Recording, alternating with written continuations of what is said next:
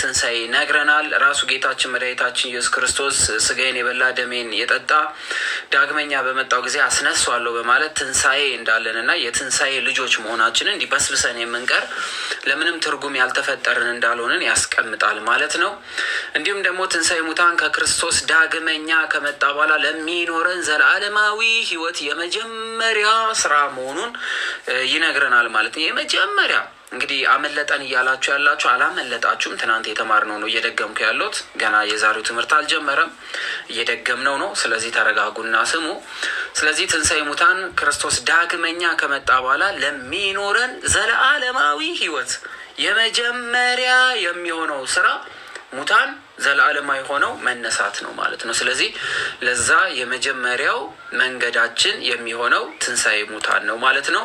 በአዳምና በልጆቹ ላይ የተፈረደው የሞት ፍርድ ለመጨረሻ ጊዜ የሚጠፋበት ነው። ምክንያቱም አዳም ባጠፋው ምክንያት እኛ አሁን ምን ሆነናል? የምንሞት ሆነናል። አዳም የሚሞት ሆኖ ቢፈጠርም ግን ያለመሞት ግን መብት ነበረው።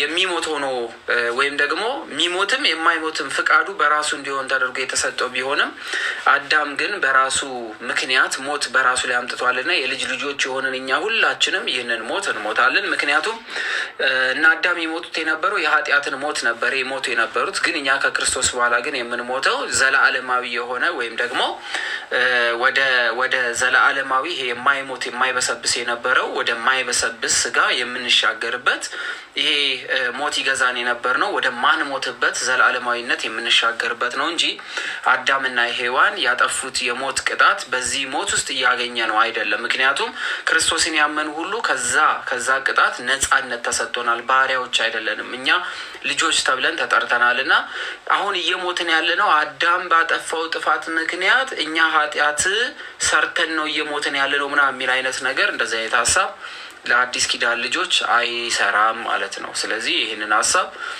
በደንብ ልትለዩት ይገባል ማለት ነው።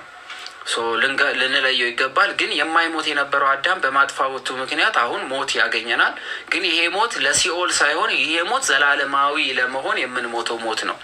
እና አዳም እና አብርሃም እና ይስሐቅ እና ያዕቆብ ሌሎች ይሞቱት የነበሩ ዘላለማዊ ለመሆን ወይም ደግሞ ዳግም ለመነሳት አልነበረም። የነፍስና የስጋ ስራት ላያቸው ላይ ነበረ በዳግማዊ አዳም በክርስቶስ ነጻ እስከሚወጡ ድረስ ማለት ነው። አሁን የምንሞተው ሞት ዳግም ለመነሳት እንጂ ለዛ አይነት ቅጣት እንዳልሆነ ማወቅ አለብን ማለት ነው። ይህ ግን የሚቆመው አሁን ሁላችንም ሞተን ዘለዓለማዊነትን ስናገኝ ነው ማለት ነው። ሌላው በብሉይ ኪዳን እንግዲህ ጀምረናል። በብሉይ ኪዳን ማስረጃዎች ይላል። የብሉይ ኪዳን ማስረጃ ስለ ትንሣኤ ሙታን ሰው ከሞተ በኋላ አይነሳም ለሚሉ ሰዎች ሰው ከሞተ በኋላ አይነሳም ለሚሉ ሰዎች በብሉይ ኪዳን ስለ ዳግመ ትንሣኤ የተነገሩ ክፍሎችን እንመለከታለን። የመጀመሪያው ትንቢተ ዳንኤል ምዕራፍ 12 ቁጥር 2 ላይ ስንመለከት በምድር ትቢያ ውስጥ ካንቀላፉት ብዙዎች ምን ይላሉ አለ። በምድር ትቢያ ሲል ትባ የምትለው አፈር ናት። ውስጥ ማለት የተቀበሩ ማለት ነው። ካንቀላፉት ማለት ይኸውላችሁ ነግሬያችኋለሁ። አሁን ሞቱ ሳይሆን የሚባለው አንቀላፉ ነው። ያው ልምድ ሆኖብን ሞተ ምናምን እንላለን እንጂ አሁን ያሉ ሰዎች በጠቅላላ አንቀላፉ ነው የሚባለው። እሺ አንቀላፉ ነው የሚባለው። አሁን እነዚህኞቹ ብዙዎች ይላል አይደለ? በምድር ትቢያ ውስጥ ከአንቀላፎቹ ብዙዎቹ ሲል ብዙ ያልሆኑ አሉ እያለን ነው። እየሰማችሁ ብዙዎች ግን ምን አይሉም እያለ ነው። አይነሱም እያለ ነው። አይነሱም ማለት እዛው አፈር ውስጥ ይቀራሉ ማለት ግን አይደለም ነው። እሺ ትንሣኤ ለክርስቲያኖች ነው እንጂ እነዛኞቹ ሞት ስለሚፈረድባቸው ትንሣኤ ተብሎ አይሰበክላቸው። እግዚአብሔር አምላክ እኛን የሚያስነሳን ዘላለማዊ የሆነች መንግስቱን ሊሰጠን ስለሆነ፣ ነገር ግን ከተነሱት ውስጥ ወደ ዘላለማዊ ሞት የሚሻገሩ ከነበሩበት አፈር ወደሚበልጥ ደግሞ እሳት የሚወረወሩ ስላሉ ስለነሱ ይከፍልና ከነዛ መካከል ብዙዎች ይነሳሉ። እኩሌቶቹ ይላል ወደ ምን? ወደ ዘላለም ሕይወት አለ። ስለዚህ እኩሌቶቹ ወደ ዘላለም ሕይወት ከሚሄዱት ክርስቶስን ያመኑት ናቸው። እኩሌቶቹ ወደ እፍረትና ጉስቁልና ይላካሉ አለ። ያው ስለዚህ እነዚህ ብዙዎች የሚላቸው አጠቃላይ ይነሳሉ፣ ግን እኩሌቶቹ ወደ መንግስተ ሰማያት፣ እኩሌቶቹ ግን ወደ ገሃነመ እሳት እንደሚወራወሩ ይነገራል። የትኛውን እንምረጥ የሚለውን እኛንን አሁን የምንወስነው በህይወት ያለን መወሰን እንችላለን። ስለዚህ ምን አለን ማለት ነው? ዘላለማዊ ሕይወት የሚባልና እፍረትና ጉስቁልና ያለበት ቦታ አለን። እፍረትና ጉስቁልና አለብን ማለት ነው። ስለዚህ እረፍትና ጉስቁልና የሚባል ነገር እላያችን ላይ አለ። ስለዚህ ትንቢተ ዳንኤል አሁን ማሳየት የፈለገው ምንድን ነው? ትንሣኤ ሙታን አለ ነው። ያው ትንቢተ ዳንኤል ላይ አስቀምጧል። አንድ በሉ። ሁለተኛው የኢሳይያስ መጽሐፍ ላይ የተጻፈ ምዕራፍ 26 ቁጥር 19 የኢሳይያስ ክፍል ወይም ደግሞ ትንቢተ ኢሳይያስ ብለን የምንሰጠው ምዕራፍ 26 ቁጥር 19 እያሳዩአችሁ ያሉት ላይ ገብታችሁ ማንበብ ትችላላችሁ። ሙታን ሕያውያን ይሆናሉ፣ ሬሳዎችም ይነሳሉ። በምድርም የምትኖሩ ሆይ ጠል የብርሃን ጠል ነውና ምድርም ሙታንን ታወጣለች፣ ንቁ ዘምሩ በማለት መሬት ሙታንን ትተፋቸዋለች። ከያዘችባቸው ቦታ ምን ትላለች? ታወጣቸዋለች። ስለዚህ ሙታን ይነሳሉ። ስለዚህ ታወጣለችና ንቁ ዘምሩን በማለት መንቃት እንዳለብን እንደምንዘምርም ይናገራል ማለት ነው። ይህ ክፍል ትንቢት ነው። ስለዚህ ሙታን ሕያውያን ይሆናሉ፣ ዘላለማውያን እንሆናለን ማለት ነው። ዘላለማውያን እንሆናለን። በጣም በደንብ እያሰመራችሁበት። ይሄ በብሉይ ኪዳን ስለ ዳግም ምጽአት ስለ ትንሣኤ ሙታን የተሰበኩ ትምህርቶች ናቸው። እሺ ክርስቶስ ከመምጣቱ በፊት እነዚህን ነገሮች ያውቋቸዋል። እግዚአብሔር አምላክ ገልጦላቸው በትንቢቶቻቸው ስለ መጨረሻው ዘመን ይናገራሉ ማለት ነው። እነዚህ አሁን ያልተፈጸሙ ነገሮች ናቸው። ለምሳሌ ዳንኤል ያለው ያልተፈጸመ ነው። ኢሳይያስ ያለው ያልተፈጸመ ጉዳይ ነው። ገና አሁን ከፊት የሚፈጸሙ ጌታችን ልክ እንደነገረ ቀኑ በደረሰ ጊዜ በማለት ለፍርድ እንደሚመጣ የነገረን ጊዜ ማለት ነው። እንዲሁ ትንቢተ ሕዝቅኤል 37:10 ላይ እንደዚህ በማለት ይናገራል። ጌታ እግዚአብሔር ለእነዚህ አጥንቶች አለ። አጥንቶች የሚለው ስጋ ስለተላቀቀባቸው ማለት ነው። ስለዚህ ጌታ እግዚአብሔር ለእነዚህ አጥንቶች እንዲህ ይላል አለ። ስለዚህ አሁን እየሰሙት ያሉት በደንብ ስሙ።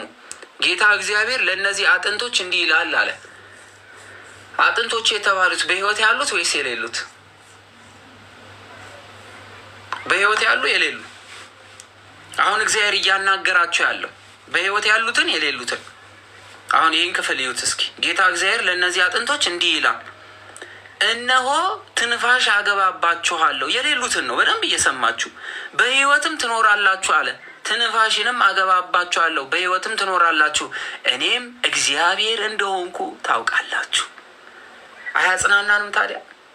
አሁን እግዚአብሔር አይደለም እርሱ አምላክ አይደለም እርሱ ዓለምን አልፈጠረም፣ እርሱ ሰው ነው፣ እርሱ የሚለመን ነው፣ እሱ ለማኝ ነው፣ እሱ አይፈርድም፣ እርሱ ነብይ ነው፣ እርሱ ሰው ሆኖ የኖረ ነው እንጂ ነብይ ነው እንጂ አምላክ አይደለም ምናምን የሚሉ ብዙ ወንድሞችና እህቶች አሉን አይደለ? በጣም ብዙ እህቶች ወንድሞች አሉን። እቺን ቀን ሁላችንም በጉጉት እንጠብቃታለን። ሁላችንም ተነስተን ምን እንደሆነ እናያለን። እኔ እግዚአብሔር እንደሆንኩ ሁላችሁም ታውቃላችሁ ብሎናል። ያው አያችሁ፣ ልክ አሁን እቺን ቃል ለማለት የሚያምነውም የማያምነውም ይነሳና ይህንን የካዱትም ያመኑትም እኩል ያዩታል። ከዛ ወዲያ እኔ እግዚአብሔር እንደሆንኩ ታውቃላችሁ አለ። እስካሁን ድረስ ግን ይኸው እቺ እስከሚነሱባት አሁን እነዚህ ህይወት የሌላቸው ህይወት ተሰጥቷቸው እስከሚነሱ ድረስ እርሱ አምላክ እንደሆነ ያላወቁ ብዙዎች አሉ። እየሰሙ ያላመኑ፣ እያደረገ የማያውቁ። ስለዚህ እኛ የምናውቀው እግዚአብሔር አምላክን አባታችን ስንለው እነዛኞቹ በንግግሮቻቸው ያፍራሉ። ምክንያቱስ ዛሬ የሚናገሯቸው ቃላት ለፍርድ ስለሚቀርቡ ታውቃላችሁ። ባወራችኋቸው ቃላት ለፍርድ ትቀርባላችሁ ተብለናልና። ስለዚህ ዛሬ የሰደበው፣ ዛሬ የረገመው፣ ዛሬ የተሳለቀበት ሁሉ እግዚአብሔር አምላክን በትንሣኤ ሙታን ቀን ሲመለከተው ሊፈራረድ በፊቱ ይቆማል ማለት ነው። እርሱ አምላክ እንደሆነ ያውቃል። ስለዚህ ያፍራል ማለት ነው። ያፍራል። ስለዚህ እኔም እግዚአብሔር እንደሆንኩ ታውቃላችሁ በማለት ከትንሣኤ በኋላ እግዚአብሔር አምላክ ራሱን በአምላክነት ሙሉ ለሙሉ እንደሚገልጥልን ነግሮናል ማለት ነው። ሌላው መዝሙር 70:20 ላይ እንዲህ በማለት ይናገራል ቅዱስ ዳዊት ደግሞ። እነዚህ በብሉይ ትንሣኤ ሙታንን የሰበኩ ናቸው። እሺ ብዙ መከራና ጭንቀት አሳይተኸኛልና ተመልሰ ሕያውም አደረግከኝ አለ። ስለዚህ ሕያው ለመሆን ምን ይጠብቀናል አለ? ብዙ መከራና ጭንቀት አለ ማለት ነው። ሕያው ሆኖ ለመኖር ምን አለብን ማለት ነው? ብዙ ጭንቅና መከራ አለብን። አያችሁት? ቅዱስ ዳዊት ምን ይላል? ብዙ መከራና ጭንቀት አሳይተኸኛልና። ነፍስ ከስጋ ስትላቀቅ በቀላል አትላቀቅም። አሟሟታችን በጣም እግዚአብሔር የፈቀደላችሁ ካልሆነ በስተቀር ስጋ ከነፍስ ስትላቀቅ በጣር ነው የምትላቀቀው። ተጨንቀን ስጋና ነፍስ ለመላቀቅ ተጨንቀን እስትንፋሳችን በጣም በብዙ ስለዚህ ምድር ላይ በጣም ብዙ መከራ አለብን፣ በጣም ብዙ ስቃይ አለብን፣ መኖር እስከሚያስጠላን ድረስ። ስለዚህ በብዙ ነገሮች ውስጥ እናልፍና ህይወታችን ከስጋችን ትላቀቃለች። ግን እንደዛ ብቻ ሆኖ ግን አልቀረም። ተመልሰህ አለው ደግሞ አያችሁ፣ ተመልሰህ አለውና ሕያው አደረከኝ አለ። ከምድርም ጥልቅም እንደገና ወጣኸኝ አለ። ስለዚህ ከምድር ጥልቅ ማለት ቅዱስ ዳዊት ምን አለ? ስለ ትንሣኤ ሙታን ተናገረ። አንድም ይቺ ክፍል ለጌታችን ለመድኃኒታችን ለኢየሱስ ክርስቶስ የሐዋርያት ሥራ ላይ ቅዱስ ጴጥሮስ ሲጠቀመው ሰምታችኋል።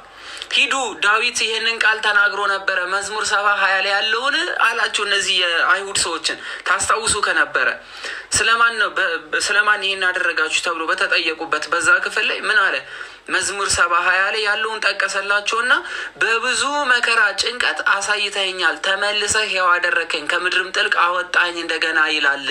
ሂዱና ዳዊትን መቃብሩን ክፈቱና ተመልክቱ፣ እስካሁን ድረስ አጥንቱ በዛ አለ። የጌታ የኢየሱስ ክርስቶስን ግን ሂዱና ፈልጉ አታገኙትም አላቸው። ስለዚህ አንድም ይሄ ክፍል ለጌታችን ለመድኃኒታችን ለኢየሱስ ክርስቶስ የተነገረ የትንቢት ክፍል ነው። የጌታችን የኢየሱስ ክርስቶስ የትንሣኤ ዜናው ደግሞ ለዓለም ሁሉ የትንሣኤያችን በኩራት ሆነ ተባለ። ስለዚህ ሁላችንም ጌታችን ኢየሱስ ክርስቶስን ተከትለን ዳግም የምስራች ዳግም ትንሣኤ እንዳለን የተናገረበት ክፍል ነው። ስለዚህ ይሄ አንድም ለጌታችን ተነግሯል። በብዙ መከራና ጭንቀት አሳይተኸኛልና ሲል እግዚአብሔር አብ በፍቃዱ ለሰው ልጆች ሁሉ የሚቀበለውን መከራ እንዳሳየ መግረፋቱን፣ ረሃቡን፣ ጥሙን፣ በመስቀል ላይ የነበረውን መጠማቱን እነሱን ሁሉ ይናገርና ተመልሰ ሲል በስልጣኑና በኃይሉ ከሙታን አስነሳው የሚለውን ይናገራል። በመለኮታዊ ክብር ማለት ነው። ሕያው አደረከኝ ከምድርም ጥልቅ እንደገና ወጣኝ በማለት ይናገራል። ስለዚህ ከሞት ተነስተን ዘላለማዊ ሕይወት እንዳለን የሚናገርበት ክፍል ነው። ስለዚህ ትንሣኤ ሙታን እንዳለን ከሚያስተምር ትምህርት ውስጥ አንዱ ነው። እነዚህ በብሉይ ኪዳን የተነገሩ ናቸው። በአዲስ ኪዳንም ደግሞ ስለ ትንሣኤ ሙታን ተሰብከናል። ስለዚህ ትንሣኤ ሙታን እንዳለን የምናምን ከሆነ በምድራዊ ህይወታችን ውስጥ የምናሳልፋቸው ህይወቶች ለዘላለም የሚጠቅሙንን እንጂ ጊዜያዊ የሆነ ህይወትን መኖር የለብንም። ሰው ዘላለማዊ ነህ እየተባለ ጊዜያዊ የሚያደርጉ ነገሮች ላይ አያተኩርም። ስለዚህ ክርስቲያኖች መንቃት ያለብን ጊዜያዊ በሆነ ህይወት ውስጥ ከመኖር ዘላለማዊ ሆኖ ከእግዚአብሔር ጋር ለመኖር የሚጠበቅብንን ነገር ለዚህ ትንሽ ጊዜ መጨመር አለብን። ትናንት በጣም ብዙ አውርተናል ነው፣ አሁን ትምህርቱ ላይ ስላተኮርን ነው። ስለዚህ ሁላችንም መንቃት አለብን። ለምን? የትንሣኤውን ዜና እንሰማ ዘንድ። ብዙዎች ካንቀላፉበት ይነሳሉ፣ ገሚሱ ወደ ህይወት፣ ገሚሱ ወደ ዘላለማዊ ሞት ይመራሉ ነው። ስለዚህ ከሚሞቱት ወገን ነን ወይንስ መኖር ካለባቸው ወገን ነን? ለመኖር ይሄን አድርጉ ተብለናል። ህግ ጠብቁ ተብለናል። ከእግዚአብሔር ጋር እንድንመላለስ ነግሮናል። ይቅርታ እንድናደርግ ነግሮናል። መሐሪ እንድንሆን ነግሮናል። ንጹሕ ልብ እንዲኖረን ነግሮናል። ትእዛዛቴን ጠብቁ ብሎ ነግሮናል። ስጋዬና ደሜን ብሉ ብሎ ነግሮናል። በስሜ ተጠመቁ ብሎ ነግሮናል። እኔ አባታችሁን ተመልከቱ ብሎ ነግሮናል። ያለ ነቀፌታ ተመላለሱ ተብሎ ተነግሮናል። አብሉ፣ አጠጡ፣ ጠይቁ፣ የታመመ የተራበ የተጠማ ተብለናል። እንግዳ ተቀበሉ ተብለናል። የጻድቅ መታሰቢያ ያደረገ ለዘላለም ነው የጻድቁ መታሰቢያ ብሎናል። ብዙ ነገር ተነግሮናል። ክብር ለሚገባው ክብር ስጡ ተብለናል። ቤተ መቅደሱን የንግድ ቤት ማድረግ እንደሌለብን ተነግሮናል። ንስሐ መግባት እንዳለብን ተነግሮናል። ሕፃናት የወለደቻቸው እኔ ስላልወለድኩ የወለዳችኋቸው ልጆቻችሁን ወደ ቤተ ክርስቲያን ይዛችሁ መሄድ እንደሚገባችሁ፣ ወደ እግዚአብሔር እቅፍ ይዛችሁ መሄድ እንደሚገባችሁ ተነግሮኛል። ለሀብትና ለንብረት ሳይሆን እግዚአብሔር አምላክ እንድንከተል ተነግሮናል። የመከራ መስቀሌን ተሸክማችሁ ኑ ብሎ ተነግሮናል። ራሳችሁን ለፈተና አዘጋጁ ተብለናል። ነፍሱን በምድር ላይ ስለ እኔ ብሎ የሰጠ ተብለናል። ይሄ ሁሉ ነገር በኋላ የምንጠየቀው ነው። ስለዚህ ክርስቲያኖች መልካም ፍሬ ማፍራት አለብን። አንድ ቃል ልበልና ወደ አዲስ ኪዳን እንምጣ። እኔ ግንድ ነኝ አለ። እሺ እናንተ ቅርንጫፎች ናችሁ አለ። ቅርንጫፍ ያለ ግንዱ አይኖርም። እኔ ግንድ ነኝ እናንተ ቅርንጫፎች ናችሁ ሲለን እርሱ በእኛ አለ፣ እኛ በእርሱ አለን ማለት ነው። እኛ በእርሱ እንኖራለን፣ እሱ በእኛ ይኖራል ማለት ነው። ቅርንጫፉ ቅጠል ስላለው ለግንዱ ምግብ ይመግባል። ግንዱ ደግሞ ከመሬት የሚገባውን ነገር ከአፈርና ከውሃ እየወሰደ ለቅርንጫፉ ያቀብሏል። ግንዱ ላይ ያለው ቅርንጫፍ አረንጓዴ ቅጠል ያወጣና የፀሐይን ብርሃን ደግሞ ለሚገባው ይሰጠዋል፣ ለአካሉ ለግንዱ ይሰጠዋል። ግንዱ ደግሞ የመጠጠውን ውሃ ደግሞ ያቀብላል። ስለዚህ ጌታችን ኢየሱስ ክርስቶስ ምን አለ? እኔ ግንዱ ነኝ፣ እናንተ ቅርንጫፍ ናችሁ አለ። ይህንን ያለው የዮሐንስ ወንጌል ላይ ስንመለከተው ስጋዬን የበላ ደሜን የጠጣ ካለ በኋላ ምንድን ያለው? እናንተ በእኔ ትኖራላችሁ፣ እኔ በእናንተ እኖራለሁ አለ። አንድ እግዚአብሔርን አምኖ የተጠመቁ የክርስቶስ አካል እንደምንባልና የእሱ ቤተ መቅደስ እንደሆንን ነግሮናል። እግዚአብሔር በእኛ እንደሚያድርም ነግሮናል። እና እኔ ግንዱ ነኝ ሲል እኛ በእርሱ ላይ እንኖራለን፣ እናንተ ቅርንጫፎቼ ናችሁ ሲል ደግሞ እኛ ያለሱ አንኖርም፣ እሱም በእኛ ይኖራልና ፍሬ የማያፈሩ ቅርንጫፎች ግን ይቆረጣሉ ያለውን ግን መርሳት የለብን። የግድ ግንዱ ላይ ስላለን ብቻ ቅጠል ብናወጣ መቆረጣችን ስለማይቀር ምን ይጠበቅብናል? ፍሬ ይጠበቅብናል። ፍሬ ደግሞ የመኖር ውጤት ነው፣ የስራ ውጤት ነው።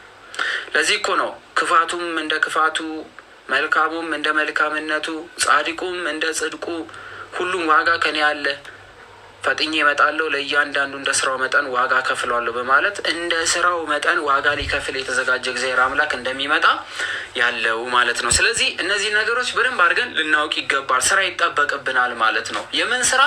እግዚአብሔር አምላክ ጋር ለመኖር የሚጠበቁብን ስራት እነዚህ መልካም የምንላቸው ገላትያ ላይ ልክ እንደተጠቀሱት 14:9 ብሎ 2 ቦታ ልክ እንደከፈላቸው እነዚህ ለነፍስና ለስጋ የሚሆኑ ክፍሎች ተብሎ ልክ እንደተከፈሉት ይህ ከሆነ ለመጥፋት ነው፣ ይህ ከሆነ ደግሞ ለሕይወት ነው ብሎ ቅዱስ ጳውሎስ እንደከፈላቸው።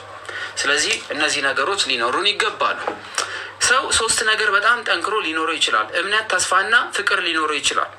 እምነት ቢኖረው ተስፋ ቢኖረው ፍቅር ግን ከሌለው ባዶ ነው እና ከሁሉ በላይ ግን ፍቅርን ያዟት በማለት ከሁሉ በላይ ፍቅር እንዲኖረን ይነግረናል። ዛሬ ከልባችን ውስጥ ፍቅር ነው እየወጣ ያለው እና ይህን ፍቅር ላለማውጣት በተቻለን አቅም ለሰይጣን የተዘጋጀን ማደሪያ እንዳንሆን ይህ ከልባችን ውስጥ እንዲወጣ የተፈለገውን እምነት አለን፣ እውነት ነው። ተስፋ አለን፣ እውነት ነው። ግን ፍቅር ግን እያጣን ነው። ግን ከእምነትና ደግሞ ከተስፋ ይልቅ ደግሞ ፍቅር ይበልጣልና 3ቱ ጸንተው የሚኖሩ ቢሆንም ፍቅር ይበልጣልና የሚበልጠውን እያጣን ስለሆነ ለዳግም ትንሣኤያችን ጊዜ መከራ ከሚያመጡብን ነገሮች አንደኛው ፍቅር አለመሆን ነው። ስለዚህ ፍቅርን ከልባችን እንዳይወጣ እንጠብቅ። ወደ አዲስ ኪዳን እንሂድና ትንሣኤ ሙታንን ምን ብሎ ይነግረናል? ታብና ሼሩን ከፍ አድርጉት እስኪ አንዴ። ታቡንም ሼሩንም ከፍ አድርጉት። እሺ ሼር አድርጉት። ይቅርታ እሺ፣ እንደዚህ ስላልኳችሁ በጣም ይቅርታ። ሼር ግን አድርጉት እንዳይቋረጥብን ነው። እሺ፣ በአዲስ ኪዳን የተሰጡን ስለ ትንሣኤ ሙታን የተነገሩ ማስረጃዎች፣ በሐዲስ ኪዳን የተሰጡን የትንሣኤ ሙታን ተስፋዎች፣ ቃሎች እንመለከታለን። የመጀመሪያው ቅዱስ ዮሐንስ በወንጌሉ ምዕራፍ 5 ከቁጥር 28 እስከ 29 ባለው ላይ ጌታችን መድኃኒታችን ኢየሱስ ክርስቶስ የተናገረው ንግግር ነበረ። በዚህ በዮሐንስ ወንጌል ምዕራፍ 5 ከቁጥር 28 እስከ 29 ባለው። በነገራችን ላይ የማታውቁ ካላችሁ ቅዱስ ዮሐንስ ወንጌላዊ መልእክትም የጻፈ እንዲሁም ደግሞ ራእይ የጻፈ መሆኑን ማወቅ አለባችሁ። እሺ፣ ሞትንም ካላዩት መካከል አንዱ ነው። ከ12 ሐዋርያት መካከል አንዱም ነው። ስለዚህ ቅዱስ ዮሐንስ ወንጌል ጽፏል። ቅዱስ ዮሐንስ መልእክት ጽፏል።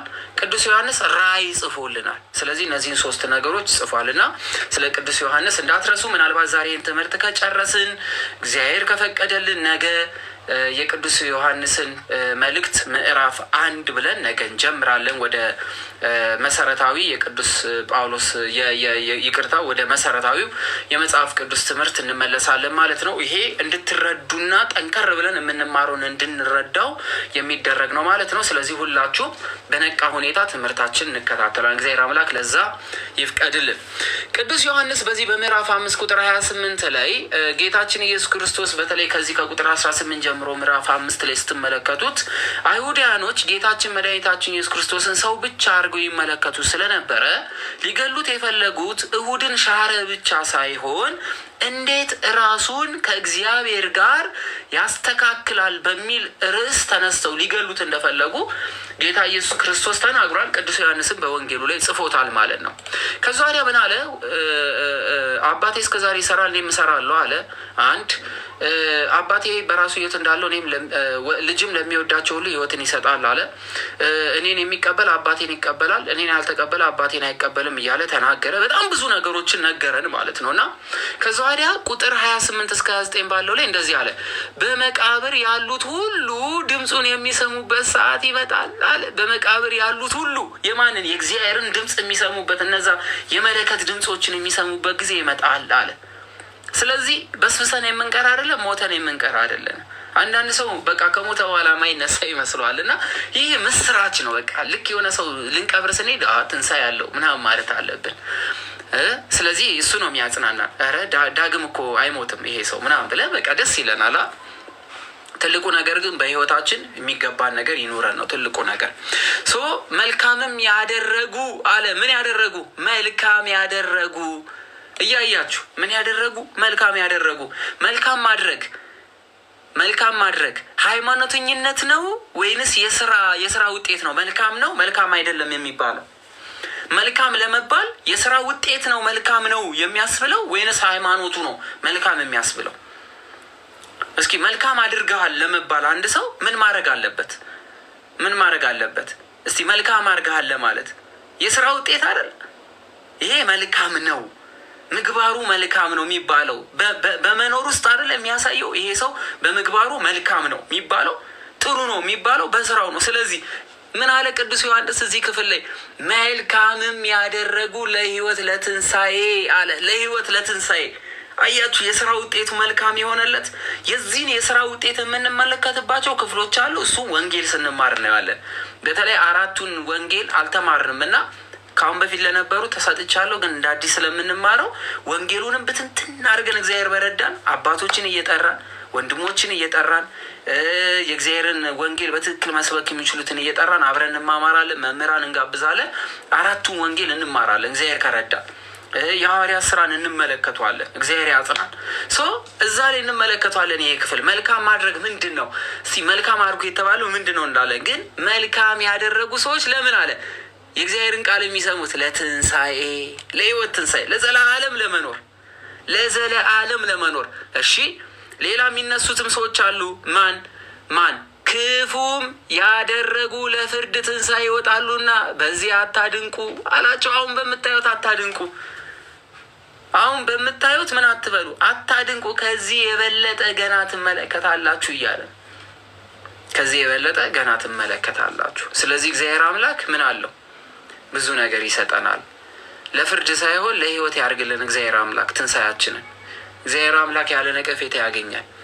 ኃጢአታችን ሁሉ እግዚአብሔር አምላክ ያቅርልልን። የይቅርታ አባት ነውና ይቅር ይበለን። ስለ አባታችን አብርሃም፣ ስለ ይስሐቅ፣ ስለ ያዕቆብ፣ ስለ ቀደሙት ብሎ እግዚአብሔር አምላክ ይማረን። ደግሞ እንደዚህ ስንል የሚከፋችሁ ካሉ መጽሐፍ ቅዱሳዊ ስለሆነ እናሳያችኋለን። ስለ አባታችን ስለ አብርሃም፣ ስለ አባታችን ስለ ይስሐቅ፣ ስለ አባታችን ስለ ያዕቆብ ብለ እግዚአብሔር አምላክ ይማረን። ሙሴ ነበር ያለው። አብርሃም፣ ይስሐቅ፣ ያዕቆብ ሞተው ነበረ፣ ግን በእነሱ ስም የእግዚአብሔርን ቁጣ አብርዷል እና መጽሐፍ ክፍሉም በኋላ ነግራችኋለሁ። በሞቱ ሰዎች ማለት ነው። እሺ ራሱ እግዚአብሔር አምላክስ እንደው እነ አብርሃም እነ ይስሐቅ እነ ያዕቆብ ከሞቱ በኋላ ምን ነበረ ሲል የነበረው? እኔ ሙታን አምላክ አይደለሁም ካለ በኋላ ግን የሕያውያን ነኝ አለና ምን አለ? ግን ራሱ ሲገልጥ ግን ምን አለ? እኔ አብርሃም እኔ ይስሐቅ እኔ ያዕቆብ አምላክ ነኝ አላለ ነው? አይታችኋል። ከሞቱ በኋላ እንኳን ስማቸውን ለመጥራት እግዚአብሔር አምላክ በቃ እነዚህ ኤክስ አድርገዋል ኤክስፓየርድ አድርገዋል ምናምን ብሎ አይጥላቸውም። ሰው ኤክስፓየርድ አያደርግም። መልካም ስራው ተከትሎት ይሄዳል። አያችሁ፣ የቅዱሳንና የጻድቃን ስራቸው ምን ይሆናል? ተከትሏቸው ይሄዳል። ስለዚህ እኔ አብርሃም እኔ ይስሐቅ እኔ ያዕቆብ አምላክ ነኝ እያለ እንኳን ተመክቶ ለነ ሙሴ ሲገለጥ እንመለከተዋለን። ስለዚህ እግዚአብሔር አምላክ የሚመካባቸው ናቸውና ስለ እነርሱ ብሎ እግዚአብሔር አምላክ ይመልከተን። ሌላው 1ኛ ቆሮንቶስ፣ በዚሁ አጋጣሚ የቆሮንቶስ መልእክት ተምረናል። እዚሁ ጋር አብራራላችሁ። ለምንድን ነው ቅዱስ ጳውሎስ 1ኛ ቆሮንቶስ እና 2ኛ ቆሮንቶስ የሚባል ነገር አለ። ትንሽዬ ስለዚህ ክፍል የቆሮንቶስ መልእክት እንድታነቡ ልገፋፋችሁ። ትንሽ ለመገፋፋችሁ ማንበብ እንድታነቡት ልገፋፋችሁ። ቅዱስ ጳውሎስ የቆሮንቶስ መልእክትን ሲጽፍ ቆሮንቶስ አልነበረ። በነገራችን ላይ እቺ ቆሮንቶስ በጣም ብዙ ጣዖታት የሚያመልኩ ሰዎች የነበሩባት ይሄ በጣም ቁጥራቸው ብዙ የሆኑ ጣዖታት የሚመለክባት ቦታ ናት። እሺ የአዲስ ኪዳን መምህራችን የሆነው ቅዱስ ጳውሎስ ወደ አቴና በሄደበት ሰዓት አቴና የምትባል ከተማ ሲገባ ብዙ ጣዖታት ይመለኩ ነበርና እዛ በምኩራባቸው ተከራክሮ ብዙዎቹን አሳምኖ ከመጣ በኋላ ሁለት ባልና ሚስቶችን ይዟል። ከቅዱስ ጳውሎስ ጋር አብሮ ይሄዱ የነበሩ ይከተሉት የነበሩ ከሱ ጋር ማታ ማታ ድንኳን የሚሰፉ አሉ። ጵርስቅላና አቂላ የሚባሉ በጣም ደስ የሚሉ ማለት ነው። እና ቅዱስ ጳውሎስ ለዚህ ለቆሮንቶስ ሰዎች 2 ጊዜ መልእክት ልኮላቸዋል። የመጀመሪያው መልእክት የቆሮንቶስ ሰዎች አስቸግረውት ነበር። እነዚህ በሃይማኖት የተመለሱት በጣም ከባድ ነገር አጋጥሟቸው ነበረ። ቆሮንቶስ ውስጥ 5 አይነት በጣም ትልልቅ 5 ችግሮች ገጥመውታል ጳውሎስን።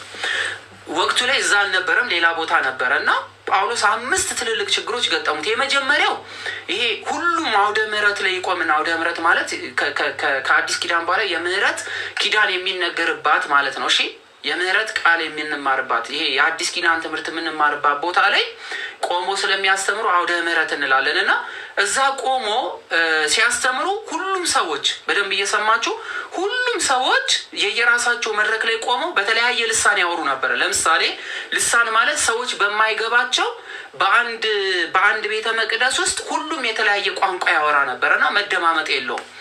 በልሳን የተነሳ ትልቅ ችግር ገጥሟቸው ነበረ። አዳዲስ የሚጨመሩ ሰዎች መማር ከብዷቸው ነበረ እና በዛ ዙሪያ ላይ አንዱ ልሳን ይናገር፣ አንዱ ደግሞ ይተንብይ ማለት ይተርጉም የሚል ነው።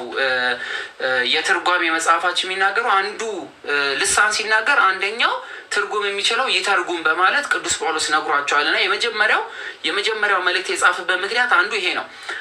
ሌላኛው ከጋብቻ ጋር የተያዘ ችግር ገጥሞ ነበረ። በጣም ዝሩ ነበሩ። የመጀመሪያው ክርስቶስን እንዲያምኑ ብቻ ነበረና የቆሮንቶስ ሰዎችን ያስተማራቸው።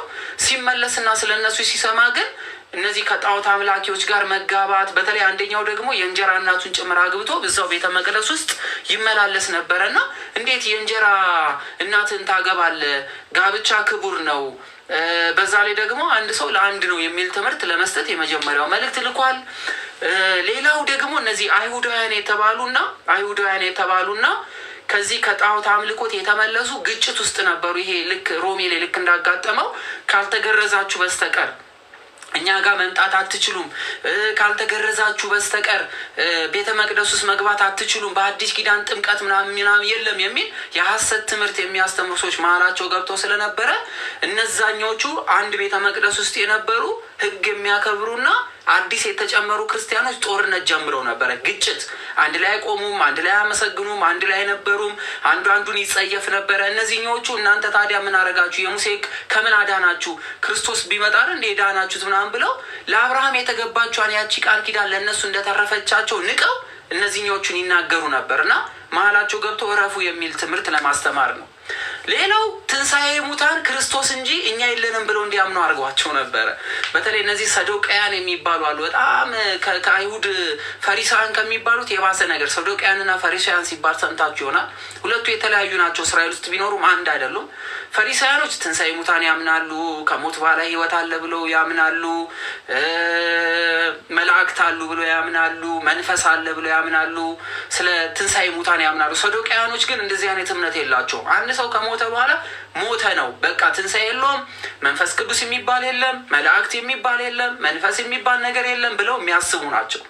ስለዚህ እነዚህ ሰዶቃያኖች መሀላቸው ስለነበሩ የሐሰት ትምህርት እያስተማሯቸው ነበረ። ነገር ግን የክርስቶስ ትንሣኤን ስለተሰበከላቸው እኛ አንነሳም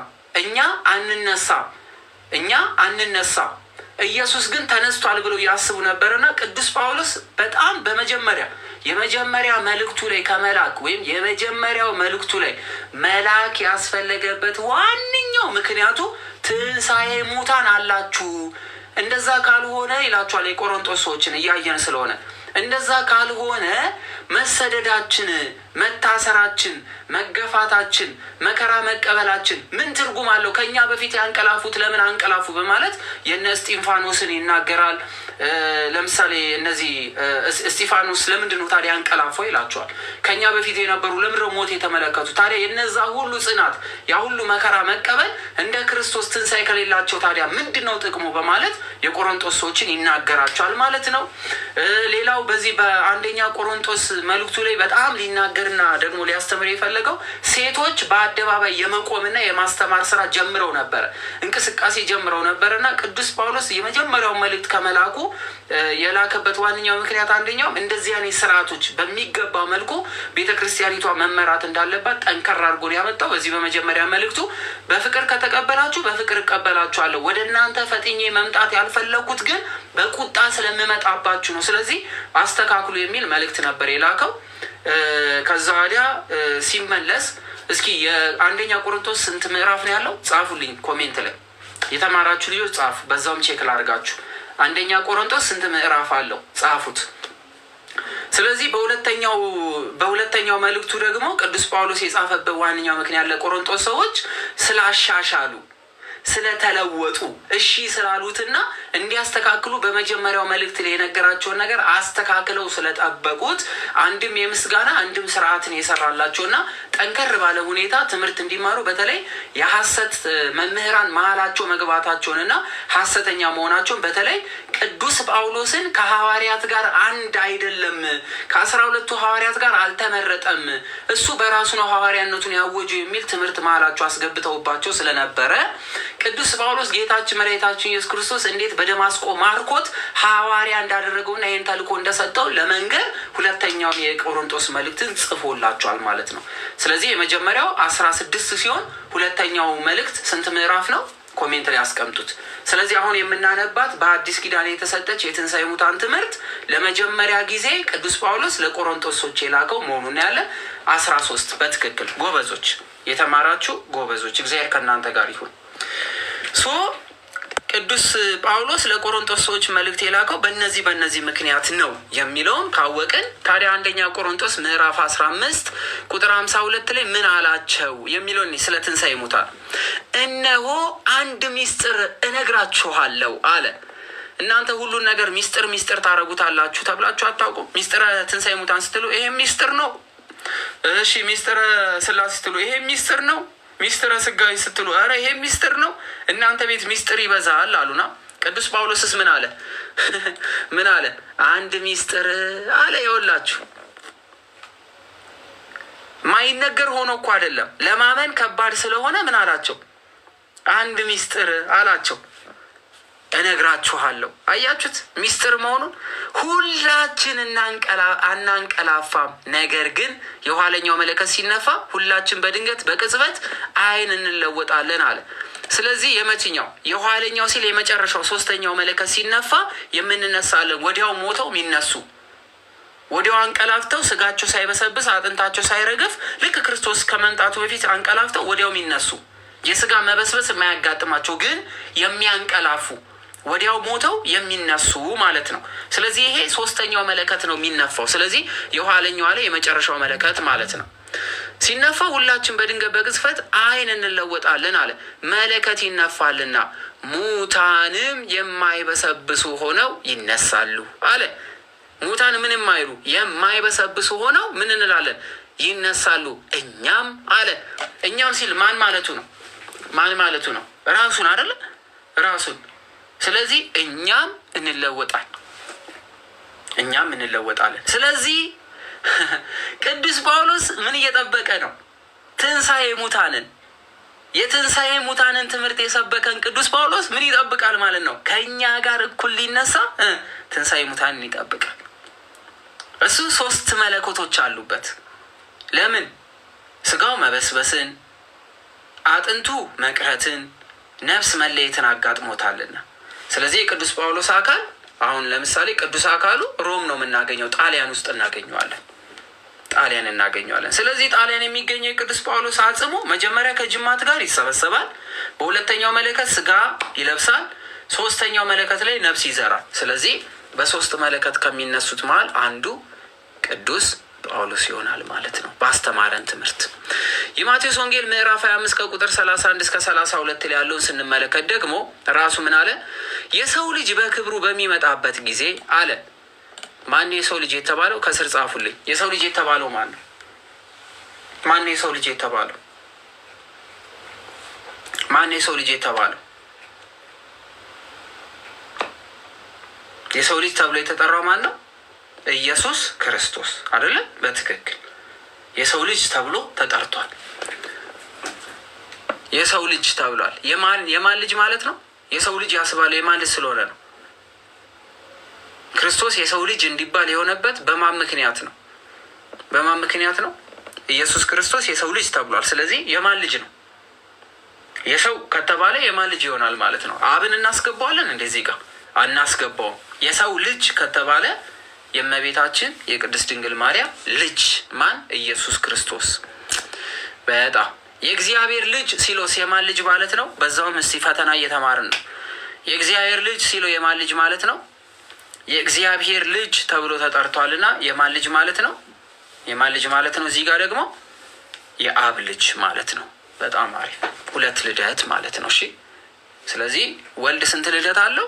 ሁለት ልደት አለው። መጀመሪያ ልደቱ የአብ፣ ሁለተኛ ልደቱ የእመቤታችን ይሆናል ማለት ነው። ስለዚህ ሁለት ልደት አለው ወልድ። እሺ ምን አለን?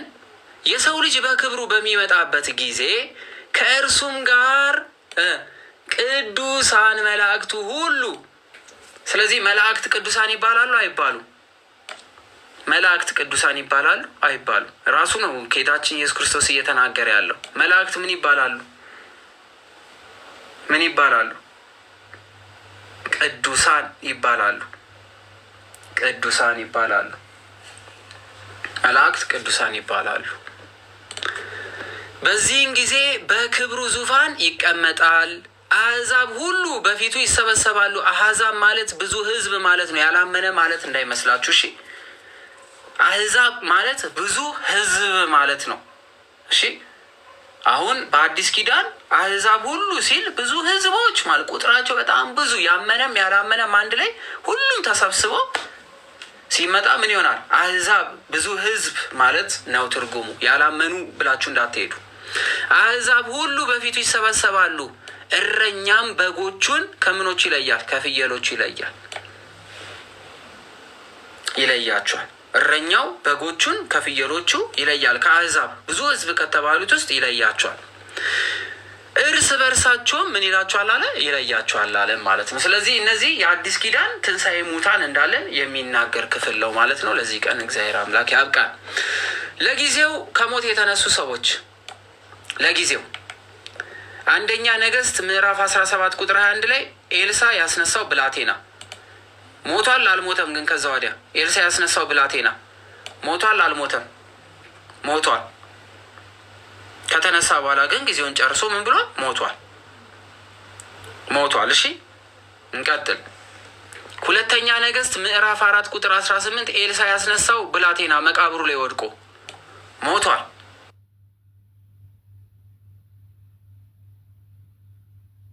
ቢነሳም ሞቷል። ሞቱ ይጠብቃል። ሁለተኛ ነገሥት ምዕራፍ 13 ቁጥር 20 ላይ በኤልሳ አጽም የተነሳው ሰው እሱም ሞቷል። እሺ ሉቃስ 7:11 ጌታ ያስነሳው መበለቲቱ ልጅ ሞቷል። ሉቃስ 8:49 የኢያሪዮስ ልጅ ሞቷል። ዮሐንስ 11:1-44 ላይ የአልዓዛር መነሳት፣ አልዓዛር ከ60 ዓመት በኋላ ሞቷል። ማቴዎስ 27 ቁጥር 50 ላይ ከቅዱሳን የተነሱ ሞተዋል። ሐዋርያት 9:36 ቅዱስ ጴጥሮስ ያስነሳት ጣቢታ ጊዜዋን ጨርሳ ሞታለች። አሁን ጥያቄ ልጠይቃችሁ። እመቤታችን ቅድስት ድንግል ማርያም ሞታ ነበረ? ጌታችን መድኃኒታችን ኢየሱስ ክርስቶስ አስነስቷታል? ሞታለች ወይንስ አልሞተችም? አሁን ይሄ ነው ጥያቄው።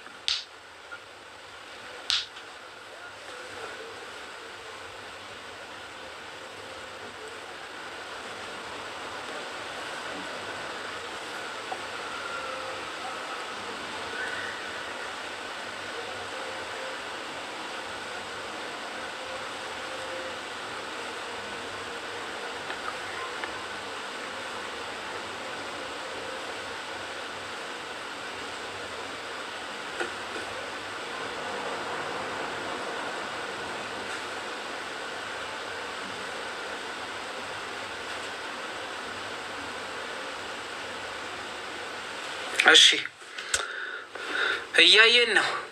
አልተነሳችም የሚል አለ። ከተነሳች በኋላ መልሳ ሞታለች የሚል አለ።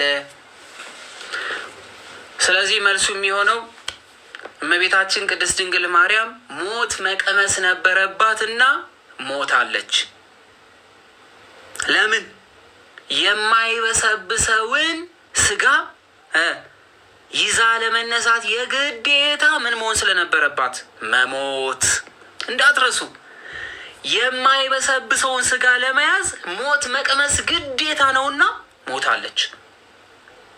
ግን ደግሞ ስጋዋ በመቃብር እንዳይበሰብስ ያደረገ የትንሣኤያችን በኩራት የሆነው ጌታችን መድኃኒታችን ኢየሱስ ክርስቶስ ደግሞ እናቱ ምን ብሏታል? አስነስቷታል። ከሰው ልጆች መካከል እስካሁን ድረስ የማይበሰብስን ስጋ ይዞ በጌታ ቀኝ ንግስቲቷ ቆማ ያለችው እመቤታችን ብቻ ናት። የጌታን ትንሣኤ የተጋራች ከጌታችን ከመድኃኒታችን ከኢየሱስ ክርስቶስ ጋር ትንሣኤ ሆኖ የተቆጠረላት እመቤታችን ቅድስት ድንግል ማርያም ብቻ ናት። ከዚህ በኋላ ሞት አንዴ ብቻ ሞት አግኝቷት የማትሞት ማስረጃ ይሉናል። አሁን መልስ ልስጣቸው። ማስረጃ ይሉናል። መጽሐፍ ቅዱስ ላይ እስኪ መነሳቷን ማስረጃ ይሉናል። መጽሐፍ ቅዱስ ላይ የማርያምን ሞት የቱ ጋር ጽፎታል? መሞቷን የሰሙት ከኛ ከሌላ ከየትም አልሰሙት። እመቤታችን ሞታለች ስንል ከኛ ሞታለች የሚለውን ካመኑን ተነስታለች ያለውም እኛ ስለሆንም ማመን አለባቸው። አለበለዚያ ሞቷን አያሳዩን። ስለዚህ ለነሱ ስንል እኛ ተሳቀን ምናምን የምንሄድበት ታሪክ የለም። የእመቤታችን ሞቷ ተመዝግቧል። የእመቤታችን ትንሣኤዋም ተመዝግቧል። ለምን? እናቱ ናታ፣ ንግስት ናታ። የዮሐንስ ራእይ ላይ በቀኙ ትቆማለች ተብሎ ተነግሮላታልና አንድም የሔዋን ንግስና በእመቤታችን በኩል ተፈጽሟልና አንድም ልጇ ሙታንን ማስነሳት የሚችል አምላክ ነውና ኤልሳን ከሙታን መካከል ሲያስነሳው፣ ሙሴን ከሞቱበት ቦታ ሲያመጣ፣ ኤልያስን እንዳይሞት አድርጎ በእሳት ሰረገላ ወደ ሰማይ ሲልከው ያልጸጸታቸው ሰዎች፣ አንድ እባብ ተናገረ ሲባል ያመኑ ሰዎች፣ አህያ አወራ ሲባል ያመኑ ሰዎች፣ የእመቤታችን ጉዳይ ሲሆን ያማቸዋል፣ ያቃጥላቸዋል። እግዚአብሔር አምላክ ያብርድላቸው።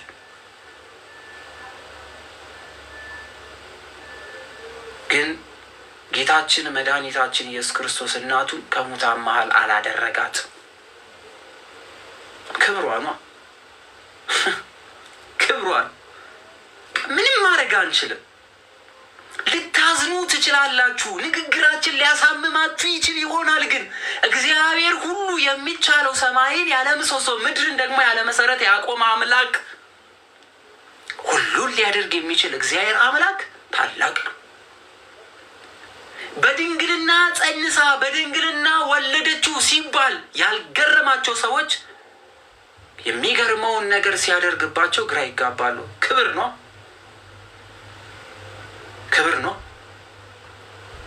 ዛሬ ራሱን ከእመቤታችን እኩል ነኝ ብሎ የሚያወራ ሰውዬ እመቤታችን እኮ አምላኬ እባክህን ስማኝ አትለውም። ልጄ ብላ መጥራት የምትችል ብቸኛ ከፍጡራን መካከል ብቸኛ እሷ ናት። ልጄ ስማኝ ማለት የምትችል፣ ልጄን ስሙት ማለት የምትችል፣ ከእግዚአብሔር አብ እኩል ልጄ ብላ ማውራት የምትችል ከፍጥረታት ሁሉ ዓለም ተፈጥሮ እስከሚያበቃ ድረስ ከእመቤታችን ውጭ የሚችል ማንም ሰው የለም። ስለዚህ አብን መሰለች። ደግሞ ጆሯችሁ ያማችኋል። አብን ሆነች ሳይሆን አብን መሰለች። ልጄ ብላ ትጠራለች። ይሄ ያሳማ። በቃ ባለቤቱ ነው የመረጣት። እሱ የመረጠው ማን ሊያዋር? እሱ የመረጠው የትኛውን ፍጡር ማይደረ መለኮት ተብሎ አይታወቅም። የአምላክ ማደሪያ ተብሎ አይታወቅም። እመቤታችን ማይደረ መለኮት ተብላ ትታወቃለች። ማን ነው የሚያክላት? በሚዛን ቢመዘን ማንም።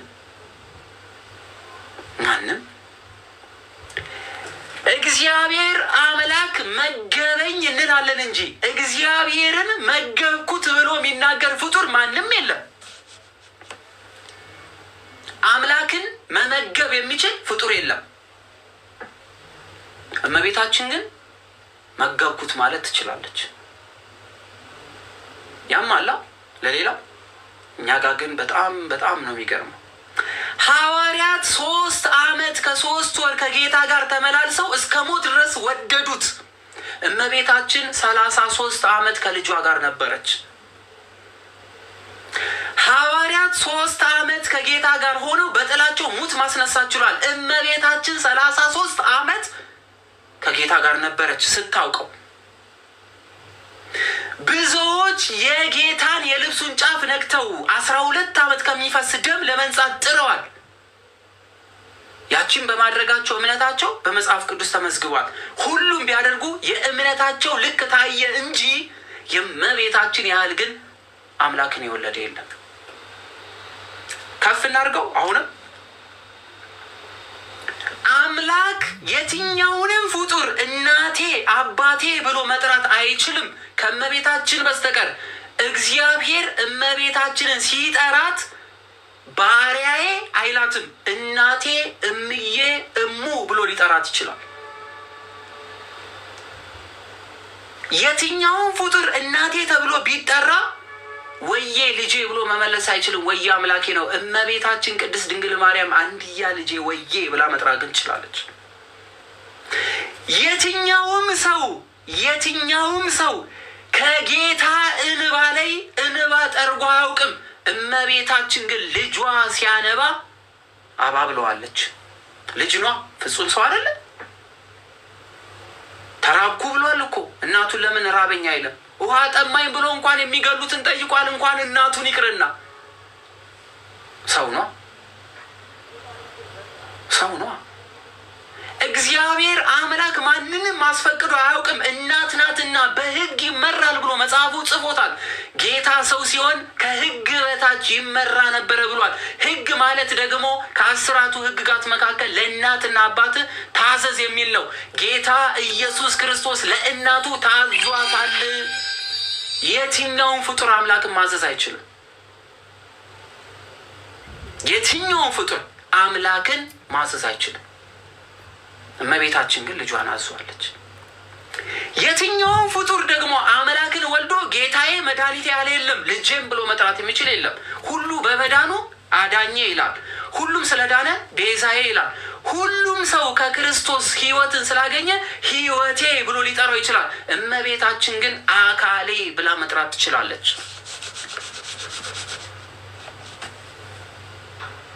አካሌ ብሎ መጥራት ይችላል። አንዳንድ ሰዎች እመቤታችን የሚላችሁን አድርጉ፣ ይሄ እንደዚህ ያልቆባቸው ምናምን ሲል እኔ አላውቅሽም አላት ምናምን አሉ። እመቤታችን እኮ ጠይቀው እኮ አላደረገም እኮ አይልም መጽሐፉ። አደረገ፣ ገረማቸው። ወይኑ ወደ ውሃ ወደ ወይን ተለወጠ። ማን የጠየቀው? ማርያም። ማን ያደረገው? ልጇ። ውሃ ያቀረቡት በማን ታዘው ነው? ጌታ ነው ውሃ አምጡ ሙሉልኝ አላቸው ወይንስ እመቤታችን የሚያዛችሁን ነገር ሁሉ አድርጉ ስላሉ ነው የታዘዟት? የመጀመሪያ የአዲስ ኪዳን ሰባኪ እመቤታችን ልጄ የሚላችሁን አድርጉ ብላ የሰበከች፣ መድኃኒቷን ወልዳ መድኃኒቴ ያለች ለመጀመሪያ ጊዜ ዓለም ከመዳኑ በፊት መድኃኒቴ ብላ የሰበከችው እመቤታችን ናት። የትኛውን ፍጡር አልሰማም ስለ ክርስቶስ መድኃኒትነት። ሂዱ ሉቃስ ወንጌልን አንብቡት። ዮሴፍ እንኳን ማንን እንደጸነሰች አላወቃትም። ጻድቅ ስለነበረ በድብቅ ሊተዋት ፈለገ። መልአኩ ወደ እርሱ መጣ። ይህ የምትጸንሰው በመንፈስ ቅዱስ ነውና ማርያምን መውሰድ አትፍራ እንኳን ተባለ። ማርያምን መውሰድ የሚያስፈራን አይደለም። አያስፈራም። የእመቤታችን ነገር ልዩ ነው። አውርተን አንጨርሰው። ተወርቶ አያልቅ። ደግሞ በጣም ሲለጠጥ ደግሞ ያስጠላል። የተሰቀለችው ማርያም ናት አይደለም፣ ሐሰት። ማርያም አልተሰቀለች፣ ክርስቶስ ነው። ሐሰት እንዲህ የሚባል ትምህርት የላትም። አይለጠጥም። የማርያም ፍቅር ገደብ አለው። የክርስቶስን ነገር መንካት አይችልም። ማንም የመለኮትን ነገር የመለኮትን ስራ በፍጡር መስራት አይቻልም። የመስቀል ስር ስጦታ ናት እንጂ መስቀሉ ላይ የነበረችው እሷ አልነበረችም። ይሄን ወቁ። መልስ ነው፣ አይለጠጥ። የምንበላው የምንጠጣው የእመቤታችን ስጋና ደም ነው ተብሎ ትምህርት የለም። የምንበላው የምንጠጣው የጌታ ነው። አለቀ። ክርስትና መጠን ሊኖረው ገደብ ሊኖረው ይገባል። መዝለል አይቻልም። ሐሰት እንደዚህ የሚባል ትምህርት የላትም ቤተ ክርስቲያን። ሰው መለኮትን ከፍጡር ጋር አንድ አድርጎ መሄድ አይቻልም። ገደብ አለው። ፍቅር ሲበዛ ገደብ ያልፍና የአምላክን ወንበር መስጠት ያሰጠናል። ሰው እንደዚህ አይባልም። የማርያም ስጋ ደም ቢሆን ክርስቶስ ለመምጣት አስፈለገው? የማርያም ደም ያድናል ቢባል የፍጡር ደም የሚያድን ቢሆን የእግዚአብሔር የክርስቶስ ከሰማይ መጥቶ ይህ ሁሉ መከራ መቀበል ለምን ያስፈልጓል? አያስፈልገውም። የመለኮት ስጋ እኮ መለኮታዊ ባህሪ እኮ ያለው የእመቤታችን የፍጡር ነው። የክርስቶስ ስጋ ግን የመለኮት ስጋ ነው። እመቤታችን አዳነችን ካልን መለኮት እናረጋታለን። አራተኛው ወንበር ማስቀመጥ ማለት ነው። እመቤታችን እኮ ከሰውነቷ ከፈለች እንጂ ሙሉ ማርያምን ተዋሃዳት የሚል ትምህርት የላትም ቤተ ክርስቲያን። እመቤታችን ከተዋሃደማ መለኮት ልትሆን ነው። ያ ስጋ እኮ ያዳነን ክርስቶስ የሰጠን ስጋ እኮ ያዳነን መለኮትን ስለተዋሃደ ነው አይደል? እንጂ እኮ የፍጡር ስጋ አልነበረ። በባህሪው የሚደክም በባህሪው አዳኝ የሚፈልግ ስጋ አልነበረ። ግን ያ ስጋ ህይወት የሆነው መለኮትን ዓለምን የፈጠረ አምላክ ስለተዋሃደው ነው። ከእመቤታችን ተወለደ እንጂ እመቤታችንን ተዋሃዳት የሚል ትምህርት የለንም። ስለዚህ የምንቀበለውን ትምህርት በትክክል እንቀበለዋለን፣ ትክክል ያልሆነውን እንቃወማለን። በጣም ሩቅ ሆነን ስንመራመር የማይገባ መንገድ እንጥሳለን። ልክ እንደዚህ ሲመጣ ፍሬ መያዝ አለብን። ወደ ትምህርታችን እንመለስ። እግዚአብሔር ከኛ ጋር ይሁን።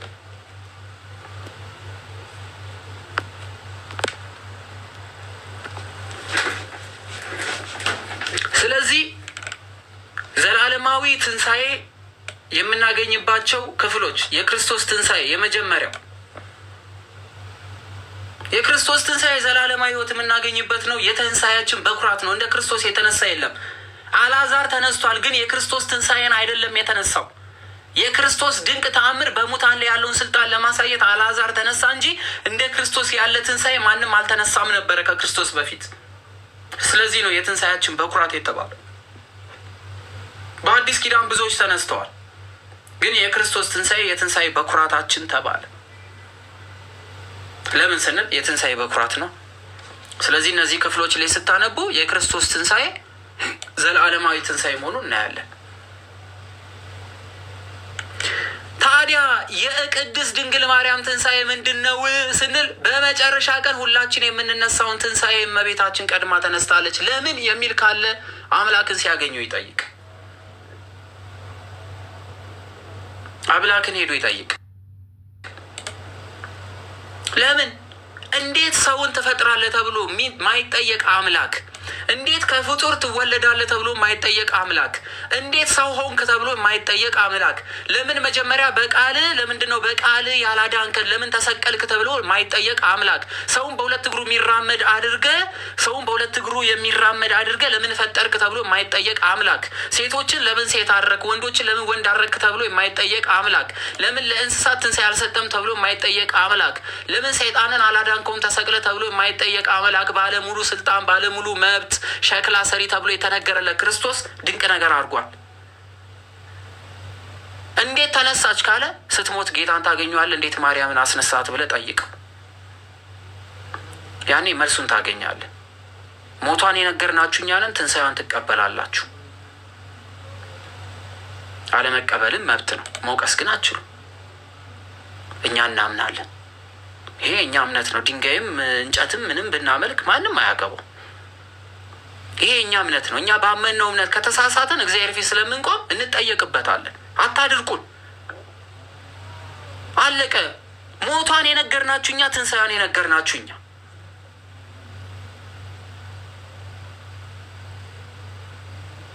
በቃ አለቀ። ገደብ ሊኖረው ይገባል ነው። ዳግም ምጽአት የሚባል ነገር አለ ወይ? ዳግም ምጽአት የሚባል ምንድን ነው? ምጽአት ማለት የጭንቅ ቀን ማለት እኮ ነው። ታውቃላችኋ? ይህ ጭንቅ የምናይበት ይሄ የመጨረሻው የመከራዎቹን ጊዜ የምንመለከትበት ሰዓት። ስለዚህ ዳግም ምጽአት የሚባል ቀን አለ። ጌታችን በግርማ መለኮት በክበበ ትስብእት ሆኖ ዳግመኛ ይመጣል። ምን ማለት ነው? ትስብእት ማለት በስጋ ማለት ነው። ስጋውን መሬት ላይ ጥሎት ነው ሄደው የሚሉ ሰዎች ዛሬ ስለ ክርስቶስ ሲናገሩ ይገርመኛል። በስጋ ወራት ሲኖር ሰው ብቻ ነበረ። በመለኮቱ ሲመጣ ደግሞ መለኮት ብቻ ነው የሚመጣው። ስጋን ከመለኮት ሁለት ቦታ የከፈሉ ሰዎች ማን ነው በመስቀል ላይ የነበረው? እስኪ ቆይ አንድ ነገር መልሱልኝማ፣ ወደዚህኛው ስለምንመጣ ጌታችን ኢየሱስ ክርስቶስ ከአብ ሊያስታርቀን ነው የመጣ ነው ያሉ ሰዎች ለምን ሆኖ ያስታረቀን? ቤዛ ሆኖ ነው ያስታረቀን። እስኪ ጻፉት። ሊያስታርቀን ከመጣ ሊለምነን ነው መምጣት ያለበት። ሊለምን ነው እንጂ ቤዛ መሆን አይጠበቅበትም። ለምኖ ነው ማስታረቅ ያለበት። ዋጋ የሚከፍል ሰው ለማኝ ነው ወይንስ ከፋኝ ነው? ከፋኝ ነው የሚባለው። ቤዛ ነው የሆነን። አሁን ሰሞኑን አይታችኋላ፣ ኢየሱስ ክርስቶስ ቤዛችን ይላሉ። ቤዛ ማለት ምን ማለት ነው? ሰምተውታል? አውቀውታል? ዋጋ ከፋይ ማለት እኮ ነው። ደፋር ነው፣ ደረቱን ነፍቶ የሚከፍል ማለት እኮ ነው።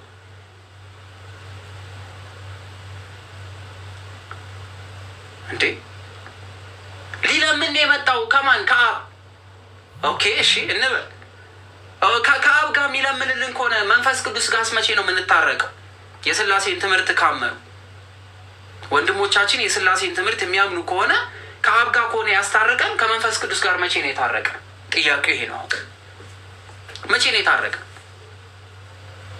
በደም ከአብ ጋር ከሆነ ያስታረቀን ከመንፈስ ቅዱስ ጋርስ ምን ላይ ነው ያለው? ይነግሩናል?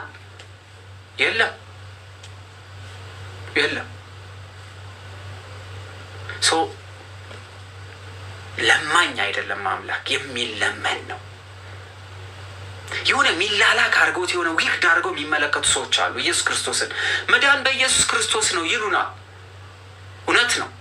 መዳን በኢየሱስ ክርስቶስ ብቻ ነው ካሉን አዳኛችን አብስ መንፈስ ቅዱስስ የት ነው ያሉት? ብቻ ምትሏ ተዘግታለች በ4 ነጥብ አይደለም። አብ አዳኝ አይደለም።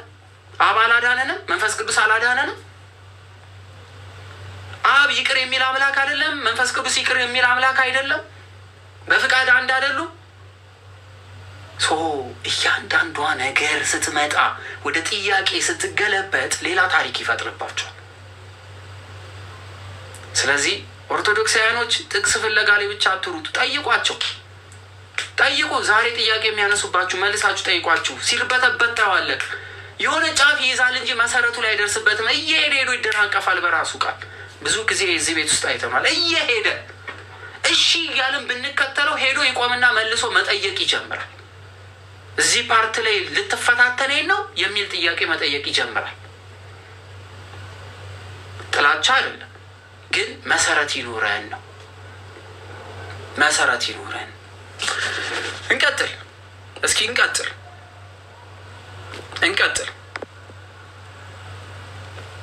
ስለዚህ የመጀመሪያው ማቴዎስ 24 ላይ መብረቅ ከምስራቅ መጥቶ እስከ ምዕራብ እንደሚታይ የሰው ልጅ መምጣት እንዲህ ይሆናል በድንገት ማለት ነው። መብረቅ መቼ እንደሚመጣ እናውቅም። እየዘነበ ድንገት ይመጣል። እንቀጥል። የማቴዎስ ወንጌል ምዕራፍ 24:30 በዚያን ጊዜ የሰው ልጅ ምልክት በሰማይ ይታያል። ሰው ወደ ምድር አዘግዝቀን ጸሎት የማናደርገው ለዚህ ነው። እግዚአብሔር አምላክ ያለው የት ነው? የሰው ልጅ የት ነው ያለው?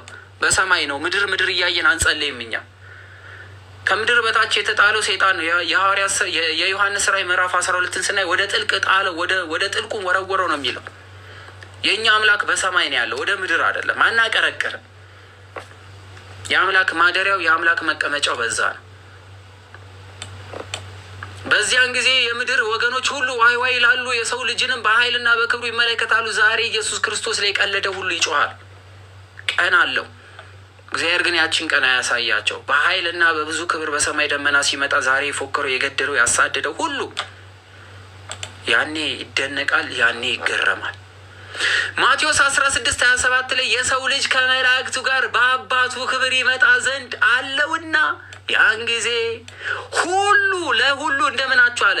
እንደምናቸው ያዝ፣ እንደ እምነቱ እንደ ስራው ይሄ ክርስቶስ ነው የተናገረው፣ ማንም አይደለም የተናገረው። ከራሱ አንደበት ነው የሰማ ነው። ለሁሉ እንደምኑ አለ። እንደምኑ ስራ አያስፈልግም የምትሉን ሰዎች ከክርስቶስ ጋር እየተጣላችሁ ነው። እኔ እንደ ስራ ነው የምከፍላችሁ አላ። እኛ እንደ እምነታችን አላችሁት። እምነት ብቻ በቂ ነው አላችሁ። እሱ ደግሞ እንደ ስራችሁ ከፍላችኋለሁ አለ። የማንን እንስማ? የሐዋርያት ስራ ላይ የሰውን ሳይሆን የማንን እንስማ አሉ። እኛ የእግዚአብሔር እንሰማለን አሉ። ይሄንን ምን ብላችሁ ልትመልሱለት ነው? ያው እንደ ስራው እያለ ነው። ከዚህ ውጭ ብዙ አሉ፣ ብዙ ቦታዎች አሉ። እሱ እንደ ስራ ከፍላለሁ፣ እናንተ እንደ እምነታችን ነው። እሺ እንተዋ፣ ደስ እንዳላችሁ። ያቺን ቀንና ሰዓት ወልድም ቢሆን አያውቃትም።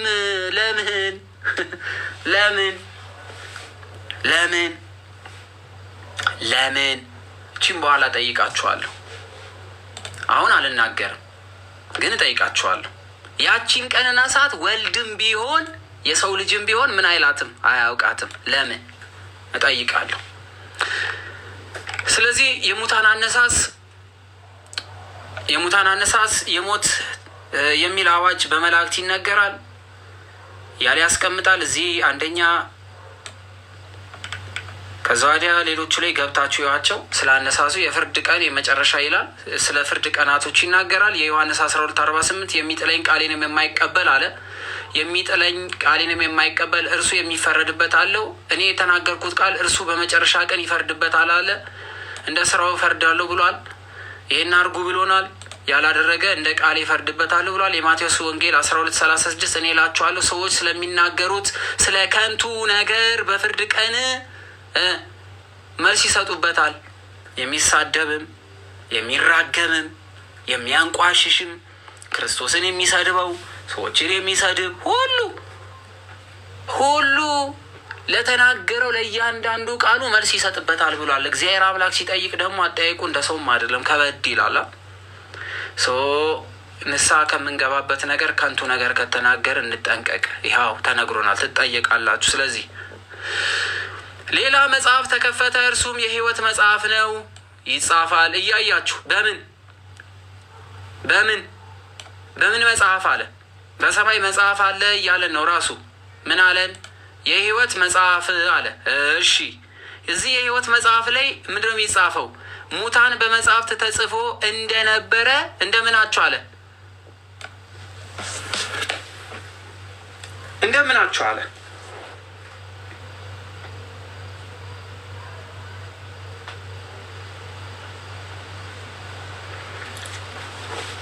ስለዚህ እንደ ስራቸው መጠን ምን ይላሉ? ይከፈላሉ። ይኸው መጽሐፍ ቅዱስ።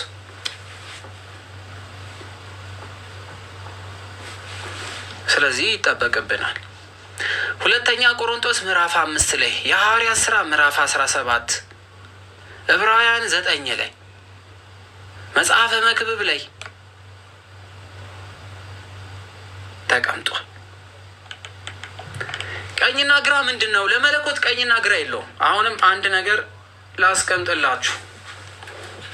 ላስቀምጥላችሁ። ጌታችን መድኃኒታችን ኢየሱስ ክርስቶስ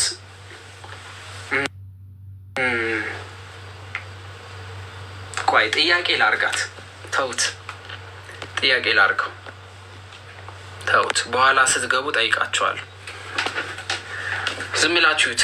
መለኮት ቀኝና ግራ የለውም። ቀኝና ግራ የተባለው ምሳሌያዊ ነው። ጻድቃን በቀኝ የሚቆሙት ምሳሌ ስለሆነ ነው እያለ ያስቀምጣል። ቀኝ ቅን ነው፣ ቀኝ ፈጣን ነው፣ ቀኝ ብርቱ ነው። ስለዚህ ከዚህ አንጻር ነው የተነገረው። ሀጣን በግራ የሚቆሙት ምሳሌያቸው ነው እንጂ መለኮት ቀኝ ግራ የሚባል ነገር የለውም። ስለዚህ ግራ ጠማማ ነው፣ ግራ ዳተኛ ነው፣ ግራ ሰነፍ ነው። ከዚህ አንጻር ተነግሮታል።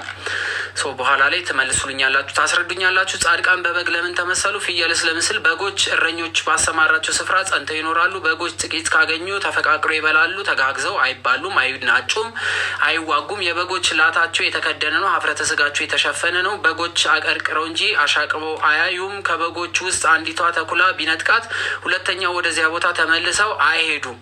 ፍየሎች ግን የዚህ ተቃራኒ ናቸው። ባህሪ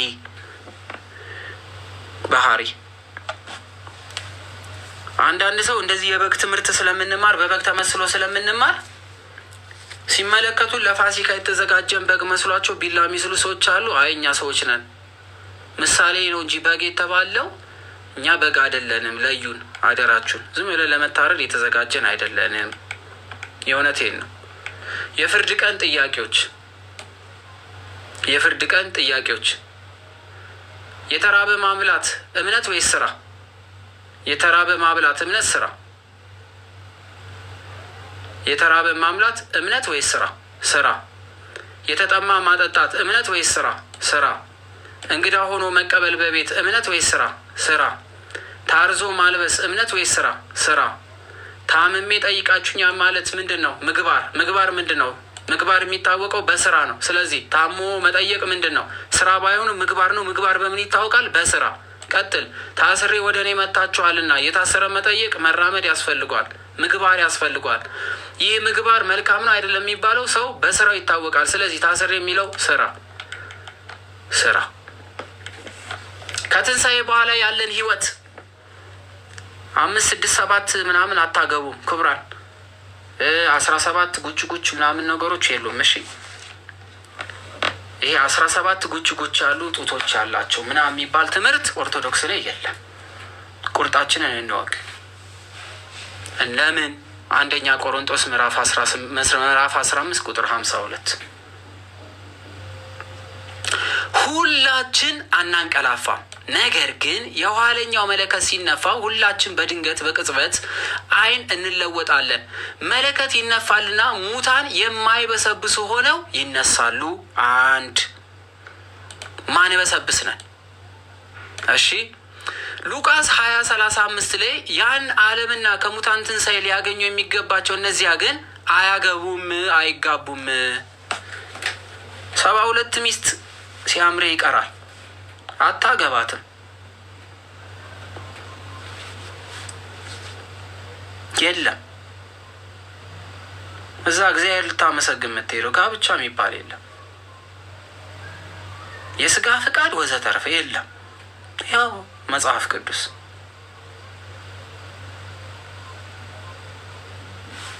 ጥሩ ጊዜ እዚህ አሳልፍክ ከምትወዳት ሚስትህ ጋር። እዛ 72 ሴት የሚባል የለም። ይናፍቃል፣ አትለይም ጾታ። አይገርምም? ስለዚህ መጽሐፍ ቅዱሱ ምንድን ነው የሚለን? ያን ዓለም ከሙታን ትንሣኤ ሊያገኙ የሚገባቸው እነዚያ ግን አያገቡም፣ አይጋቡም፣ እንደ መላእክት ናቸው። መላእክት ሴት አይባል፣ ወንድ አይባል፣ ጾታ አይለይ፣ ምን አይለይ፣ እንደዚህ አይባል፣ እንደዛ አይባል፣ ራበኛ ጠማኝ የለ፣ ብላ ምናምን ፍላጎት ምናምን። ልክ በጭንቅላት ልጅ ስታስብ ልጅ ዱብ አይልልህም። ልክ በጭንቅላት የሆነች ቆንጆ የሴት ስታስብ ምጥጥ አትልልህም። ሜቢ ለዩኬጂ እና ለኤልኬጂ ይጠቅማል እንጂ ለዘላለማዊ ህይወት ይሄ ተረት አይጠቅምም ነው። አይጠቅምም። የለማ እዛ ምስጋና ብቻ ነው። እንኳን ስለ ሌላ ነገር ስለ ስጋ ፍቃድ ልታስብ ይቅርና የምንመለከተው ነገር ከህሊና በላይ የሆነ ነገር ከፊት ለፊታችን ይጠብቀናል። አያገቡም፣ አይጋቡም፣ እንደ መላእክት ናቸው። ሊሞቱም ወደፊት አይቻላቸው። ሞት የሚባል የለም። የትንሣኤ ልጆች ስለሆኑ ለምን? የእግዚአብሔር ልጆች ናቸው አለ። የእግዚአብሔር ልጆች ነን። ሁላችን አናንቀላፋም ሲል አንሞትም ማለት አይደለም። ሞት የሚፈረድባቸው ስላለ ከትንሣኤ በኋላ እነዛ ሰዎች ዘላለማዊ የሆነ ማንቀላፋት ያንቀላፋሉ። በቃ ሞት አለባቸው፣ ይወድቃሉ። እኛ ግን ከሚያንቀላፉት መሀል አይደለንም። እኛ ዘላለማዊ አይነን፣ ሞት የማያገኘን ዘላለማውያኖች። ስለዚህ ከሞት በኋላ ያለውን ህይወት የሉቃስ ወንጌል ምዕራፍ 20 ቁጥር 35 ላይ ሁሉን የሚያውቅ እግዚአብሔር አምላክ ለእኛ ነግሮናል፣ ከብሯል። ለዚህ እንዘጋጅ፣ ለዚህ ክብር የተመረጥንን። ሙታን የማይነሱ ከሆነስ ምንድን ነው? ጳውሎስ ምን አለ? አንደኛ ቆሮንቶስ ላይ አንነሳም ብሎ ላሰቡት ትንሣኤ ሙታን ከሌለን ክርስቶስ አልተነሳም ማለት እኮ ነው ይላቸዋል።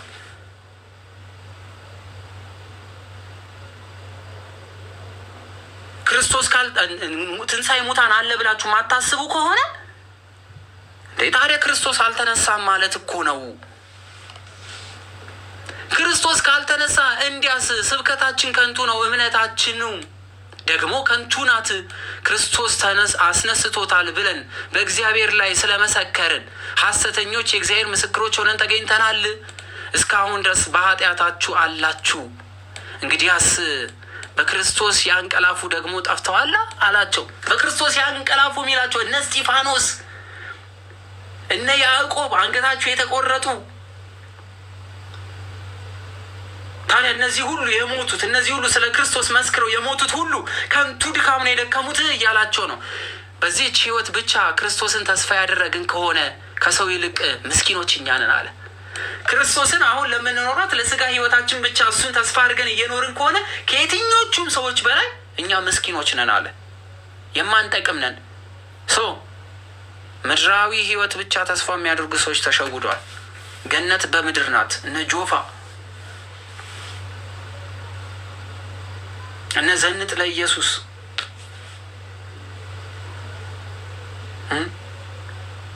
መልካም ነገር አድርግ እንጂ በቃ ሕይወት በምድር ናት። በተሰጠ ሰውነት እንደፈለግ ፈታ በልበት።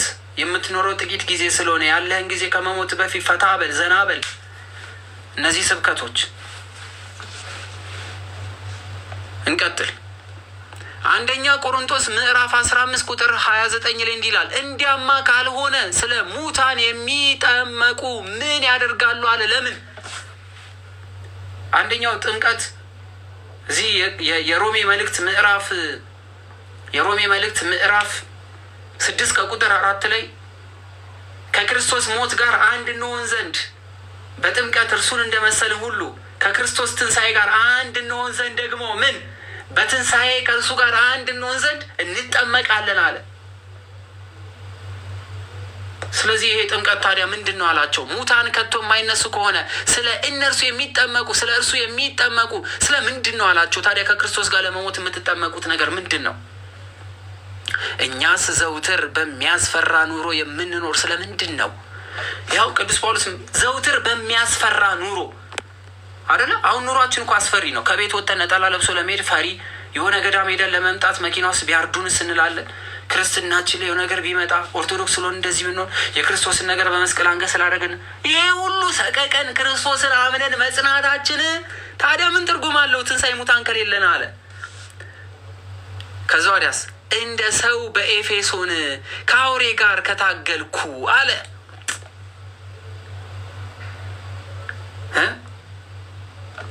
ሙታንስ የማይነሱ ከሆነ ምን ይጠቅመኛል አለ። ያኔ በሮም ውስጥ ከአንበሳ ጋር ያጋጯቸው ስለነበረ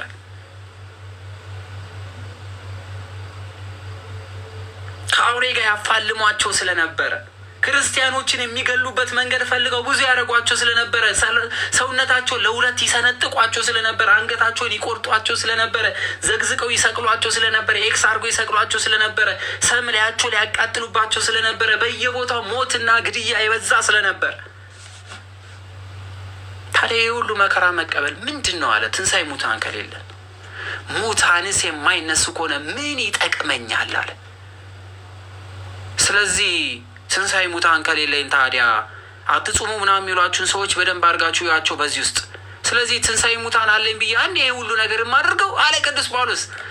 ስለዚህ ነገ እንሞታለንና እንብላና እንጠጣ አለ በቃ።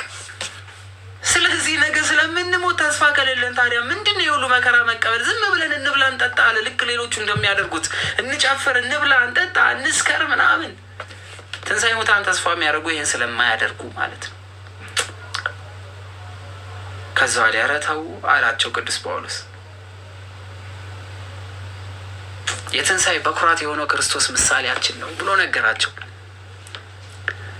ትንቢተ ሚልክያስ ምዕራፍ 4 ቁጥር 5 ላይ እነሆ ታላቁን የሚያስፈራው የእግዚአብሔር ቀን ሳይመጣ ነቢዩ ኤልያስን እልክላችኋለሁ አለ። ኤልያስ አልሞተም፣ ግን ይሞታል። ይኸው እየተናገረ ነው። ታላቁ ቀን የተባለው የሚያስፈራው አደገኛው እግዚአብሔር አምላክ የሚመለክበት ዘመን ጠፍቶ ሰው ሁሉ እግዚአብሔርን በረሳው ዘመን ኤልያስ ይመጣል፣ እልክላችኋል አለ። መጥቼ ምድርን በእርግማን እንዳልመታ እርሱ የአባቶች ልብ ወደ ልጆች የልጆችን ልብ ወደ አባቶች ይመልሳል።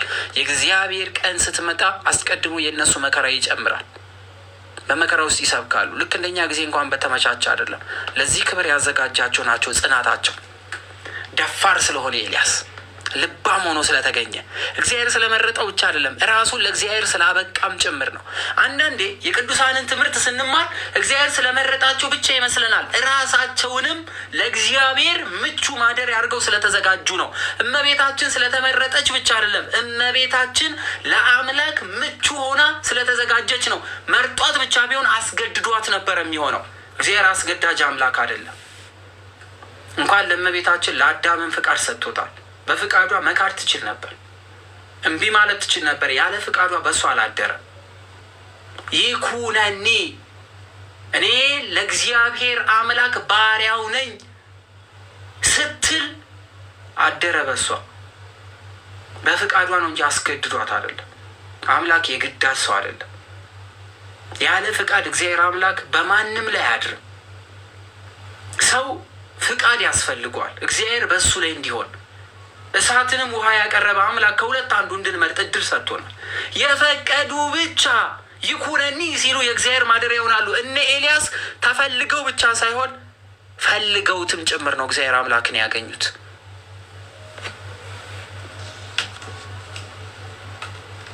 የማቴዎስ ወንጌል ምዕራፍ 17 ቁጥር 11 ላይ ስንመለከት ኢየሱስ መልሶ ኤልያስማ አስቀድሞ ይመጣል፣ ሁሉንም ያቀናል።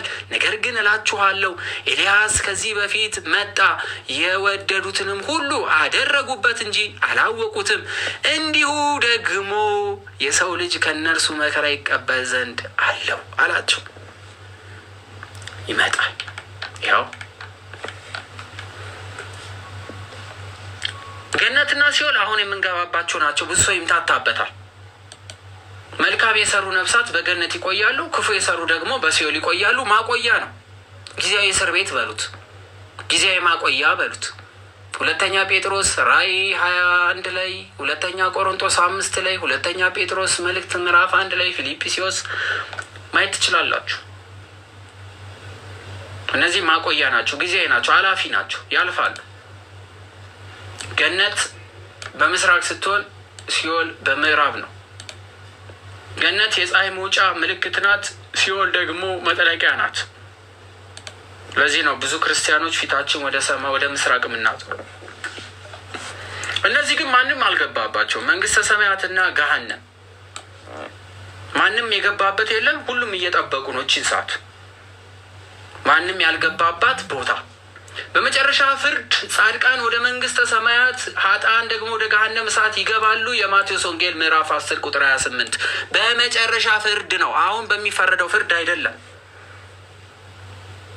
ኃጥአን ደግሞ ወደ ገሃነም እሳት ይገባሉ። የማቴዎስ ወንጌል 10፣ ራእይ 20 ላይ፣ ራእይ 19፣ ማርቆስ 9 ላይ ተጽፏል። ገና ማንም ያላየው ግን የሚገባባቸው። ገነት ምድር ላይ አይደለችም፣ ሲኦልም ምድር ላይ አይደለችም። ከ20 ዓለማቶች መካከል ገነትና ሲኦል አንዱ አካል ሲሆኑ ገነት ከምድር ከፍ ብላ ከሰማይ ዝቅ ብላ ያለች፣ ሲኦልም እንደዚሁ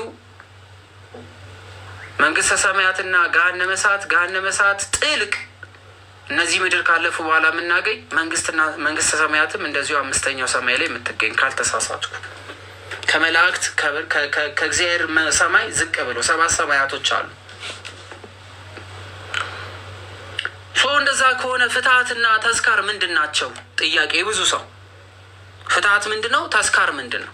ሰው በስጋው ለጊዜው ቢሞት በነፍስ ግን ሕያው ነውና ጸሎተ ፍትሐት በአጸደ ስጋ በአጸደ ነፍስ በሚኖሩ ክርስቲያኖች መካከል ያለውን የእምነት አንድነት የሚገልጽ ነው።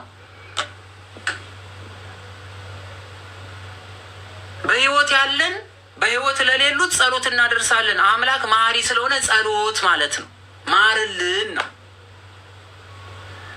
እነርሱ ደግሞ በምድር ላሉት ምን ይላሉ? በምድር ላሉት ይጠይቃሉ። ሙታን ማስረጃ ሙታን በምድር ላሉት ይጠይቃሉ፣ ፍረድልን ይላሉ። እንመልከት። ሙታን ያልኩት እሺ፣ ሙታን ታቡና እንትኑን ከፍ አድርጉት አንዴ ላውጣላችሁ።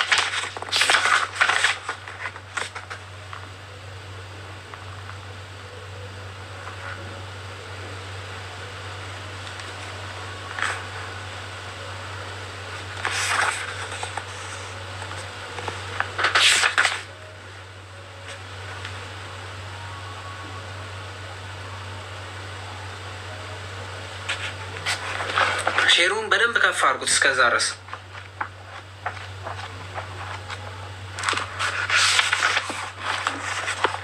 በደንብ እያያችሁ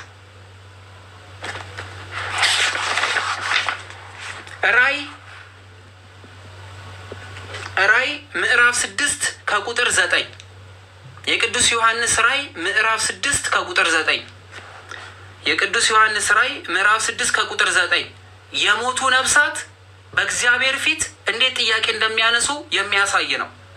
ስለ እግዚአብሔር ቃልና ስለ ጠበቁት ምስክር የተገደሉት ሰዎች ነፍሳት ከመሰዊያው በታች አየው አለ። ስለማን ብለው የሞቱ? ስለማን ብለው የሞቱ? ስለ ክርስቶስ ብለው የሞቱ ናቸው። እሺ፣ ከመሰዊያው በታች አየሁ አለ። በታላቅ ድምፅ እየጮሁ ቅዱስና እውነተኛ ጌታ ሆይ እስከ መቼ ድረስ አትፈርድም? ስለ ደማችንስ በምድር በሚኖሩት ላይ እስከ መቼ አትበቀልም? ብለው ለመኑት ይላል።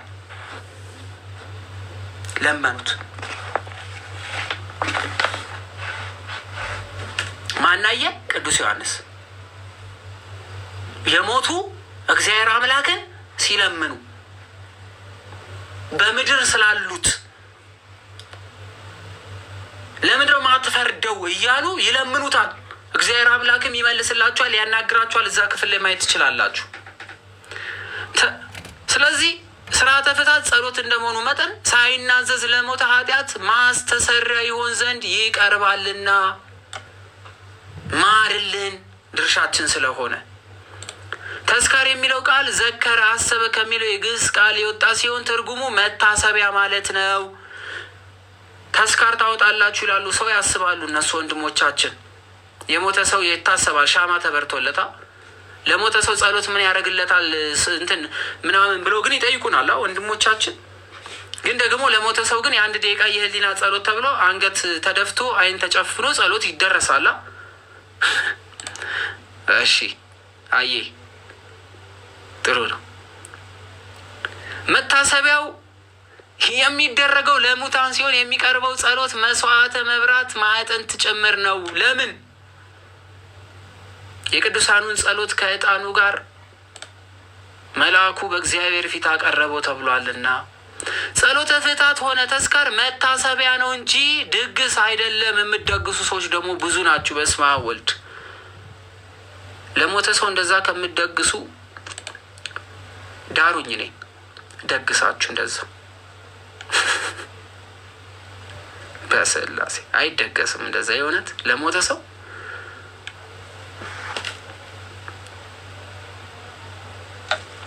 አንዳንዶች ሟች ፍርዱን ከተቀበለ በኋላ ጸሎት ምን ያደርግለታል እንደሚሉት ግን አይደለም።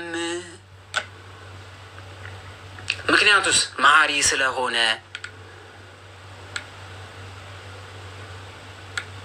ስለዚህ መሐሪ የሆነው አምላክ ኃጢአተኞች ላይ በዘላለም ሞት ይቀጣል። ክፎችን ካልተቀጡ ፍትህ እንዴት ይኖራል የሚል ዘፍጥረት ምዕራፍ 7 ቁጥር 1 ላይ ክፎች ካልተቀጡ እግዚአብሔር እንዴት ፈትሐዊ ይባላል? ገላትያ ምዕራፍ 6 ላይ ምክንያቱሳ እንዴ ዛሬ ቤት ያቃጠሉብን ሰዎች ከእግዚአብሔር ፍርድ ካላገኙ ታዲያ እኛ እግዚአብሔር ማመናችን ፍርድን ሁሉ ለእግዚአብሔር መስጠታችን ምኑ ጋር ነው ትርጉሙ?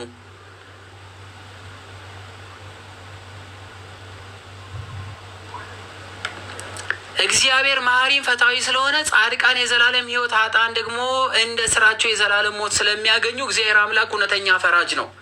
ለዚህ እኮ ነው እግዚአብሔር አምላክ እንደ ሰው ልጅ ፊትን አይቶ የሚፈርድ አይደለም ብሎ ቅዱስ ጳውሎስ የተናገረው። ስለዚህ እግዚአብሔር አምላክ እውነተኛ ፈራጅ ነው። ሰው ከሞተ በኋላ እንደገና ይወለዳል የሚል አስተሳሰብ ያላቸው ህንዳውያኖች አሉ። በሀገራችን ደግሞ በእግሩ ሄደው ማን ነበረ እጁን እንደዚህ የሚለው ብሎ የሚለው ሰው ታስታውሳላችሁ። እሱ የህንድ ቅጥቅጥ ነው። ህንድ ፊልም ከማየቱ የተነሳ ነው። ጸሎት አድርጉለት። አንዴ ላም አግብቶ የሚወለደው፣ ሌላ ቀን ደግሞ እንሽላሊት የሚሆነው፣ በቅርብ ጊዜ ደግሞ ከእንትና ጋር ከማን ነው አሁን ፕሮቴስታንት ከሆነው ጋር ከእሱ ጋር አብረው ከመሞታቸው በፊት ከመምጣታቸው በፊት ብዙ ነገር ሰርቷል። እንደዛ ናቸው አብዛኞቹ ኤዥያኖች ማለት ነው። አብዛኛው የኤዥያ ሰዎች፣ ኤዥያ ላይ የሚገኙ ሰዎች እንደዚህ አይነት ሀሳብ ናቸው ያላቸው። ከሞትም በኋላ ሌላ ሰው ሆነን እንወለዳለን ይላሉ። አንድ ሰው ነው ደጋግሞ ደጋግሞ ደጋግሞ ደጋግሞ የሚወለደው ብሎ ያስባሉ። ሌላው እምነቱ ፍልስፍናው የሰው ነፍስ ደጋግማ በተለያየ ፍጥረት ውስጥ ትወለዳለች የሚል አይነት አስተሳሰብ አላቸው። ፍቅርሲዝም በነገራችን ፍቅርሲዝም እግዚአብሔር ብሎ እድል ሰጥቶት 100 ዓመት ከቆየ የዛሬ 100 ዓመት የልጅ ልጆቻችን እነ ፍቅርሲዝምን ይመለከቷቸዋል ማለት ነው። አሁን ከሌላው ሃይማኖት ጋር እንደምንከራከረው እድል ከሰጠው ማለት ነው። መስራቻቸው ፍቅርሲዝምን በሐውልት አስቀምጠውት ኢትዮጵያ ውስጥ ልጆቹ በአማርኛ በባለፈው ትውልዳችን ጉንዳን ነበረ ብለው ይማከራሉ። እንደዛ ነው አይደል? የሆነ ሃይማኖት ተመስርቶ አድጎ እዚህ ጋር ደርሶ ኦርቶዶክስን እየፈተናት ያለው ለመሳቅ አይደለም እኮ የምሬን ነው። የሆነ ሃይማኖት የሆነ ጊዜ ተመስርቶ ብዙ ዓመታት ቆጥሮ ነው ዛሬ ከኦርቶዶክስ ጋር እየተጋጨ ያለው። ስለዚህ በጊዜ መቀጨት አለበት ነው። እብድ ነው ምናምን ተብሎ ብቻ መጥቶ የለበትም። የሆኑ ዓመታቶች እየተደመሩ ሲመጣ ውሸት ሲደመር ውሸት፣ ውሸት ሲደመር ውሸት እውነት ይሆናል።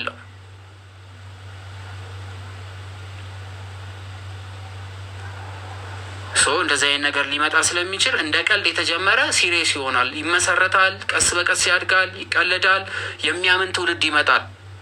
ለምሳሌ እንደ ቀልድ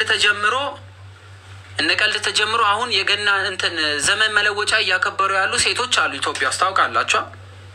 እንደ ቀልድ ተጀምሮ እንደ ቀልድ ገብታ አሁን ዘመን እየለወጠች ያለች ሴት አለች።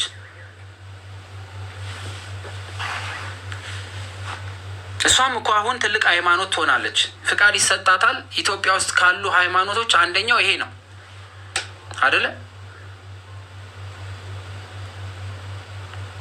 አዎ፣ ያው ስም አልጠቅስም እያያችሁ ብዙዎች አሉ። ደግሞ ሌሎች አሉ ደግሞ ኦርቶዶክሳዊ የሚመስሉ የኤልያስ ሰዎች አሉ። ታውቃላችሁ፣ ዘመን በኤልያስ እኛ እንደ ኤልያስ የሚሉ ሰዎች እንደ ቀልድ ጀምረው አሁን በከፍተኛ ደረጃ እየተንቀሳቀሱ ያሉ ሰዎች አሉ።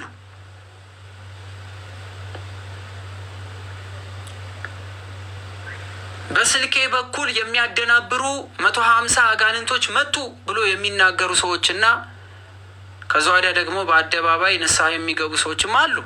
ኦርቶዶክስ ተዋህዶ መስለው ልብሷን ለብሰው ያሉ። በምስራቅ እስያ ያሉ እምነቶች በአብዛኛው ህንድ ምናምን የምንላቸው በጠቅላላ እነዚህ ናቸው። እንደዚህ አይነት አስተሳሰብ አላቸው። መጽሐፍ ቅዱሳዊ መሰረት የሌላቸው ሰዎች ማለት ነው። ወስብሐት ለእግዚአብሔር ወላዲቱ ድንግል ወለመስቀሉ ክብር። ይቆየን። እግዚአብሔር አምላክ ትንሣኤያችንን እንድናይ ያርገን። ከሚመጣብን መከራና ፈተና ሁሉ እግዚአብሔር አምላክ ይጠብቀን። እግዚአብሔር አምላክ ከሁላችን ጋር ይሁን። በርቱ፣ ጠንክሩ። መድኃኔዓለም ከእናንተ ጋር ይሁን። እንግዲህ 5ቱን የሃይማኖት መሰረት የሚባሉትን አንድ ክርስቲያን ሊያውቀው የሚገባው መሰረታዊ የሆኑ ትምህርቶችን እግዚአብሔር አምላክ አግዞን ረድቶን ትዕግስት አድሎን በፈተናዎች ውስጥ ሁሉ አልፈን እዚህ ደርሰናል። የሚያስጀምር አምላክ ነው፣ የሚያስጨርስ አምላክ ነው። እሱ እግዚአብሔር አምላክ የህይወት ያርግልን። የሰማነውን እንድንኖር ይርዳን። ከዚህ በኋላ ለምንማረው ትምህርት ሁሉ ይህ የሚያግዘን ትምህርት እንዲሆን ያርግልን። እንግዲህ ይህን ሙሉ ትምህርት የተማራችሁ ሁሉ ፒዲኤፍ ሁላችሁ ማስቀምጫለሁ። ግሩፕ ላይ ጆይን ካላችሁ ፒዲኤፉን ታገኛላችሁ። እኔ ምንም አልሰስትም። ለፈለጋችሁ ሰው የተማራችሁትን ትምህርት አስተምሩበት። ለቅቄላችኋለሁ፣ አስቀምጫለሁ። እግዚአብሔር አምላክ ከእናንተ ጋር ይሁን። ግሩፑን ተቀላቀሉ፣ ጆይን በሉ። ከዚህ በኋላ 5 አዕማደ ምስጢራት ጨርሰናል። ወደ መጽሐፍ ቅዱስ ትምህርት ልንመለስ ስለሆነ በታላቅ ጉልበትና ኃይል ተዘጋጅታችሁ በጸሎት እንድትመጡ አደራ ላለው። አንድ መዝሙር ከሰማን በኋላ ጥያቄ ያላችሁ መግባት ትችላላችሁ። እግዚአብሔር ከኛ ጋር ይሁን። መድኃኔዓለም አብሮን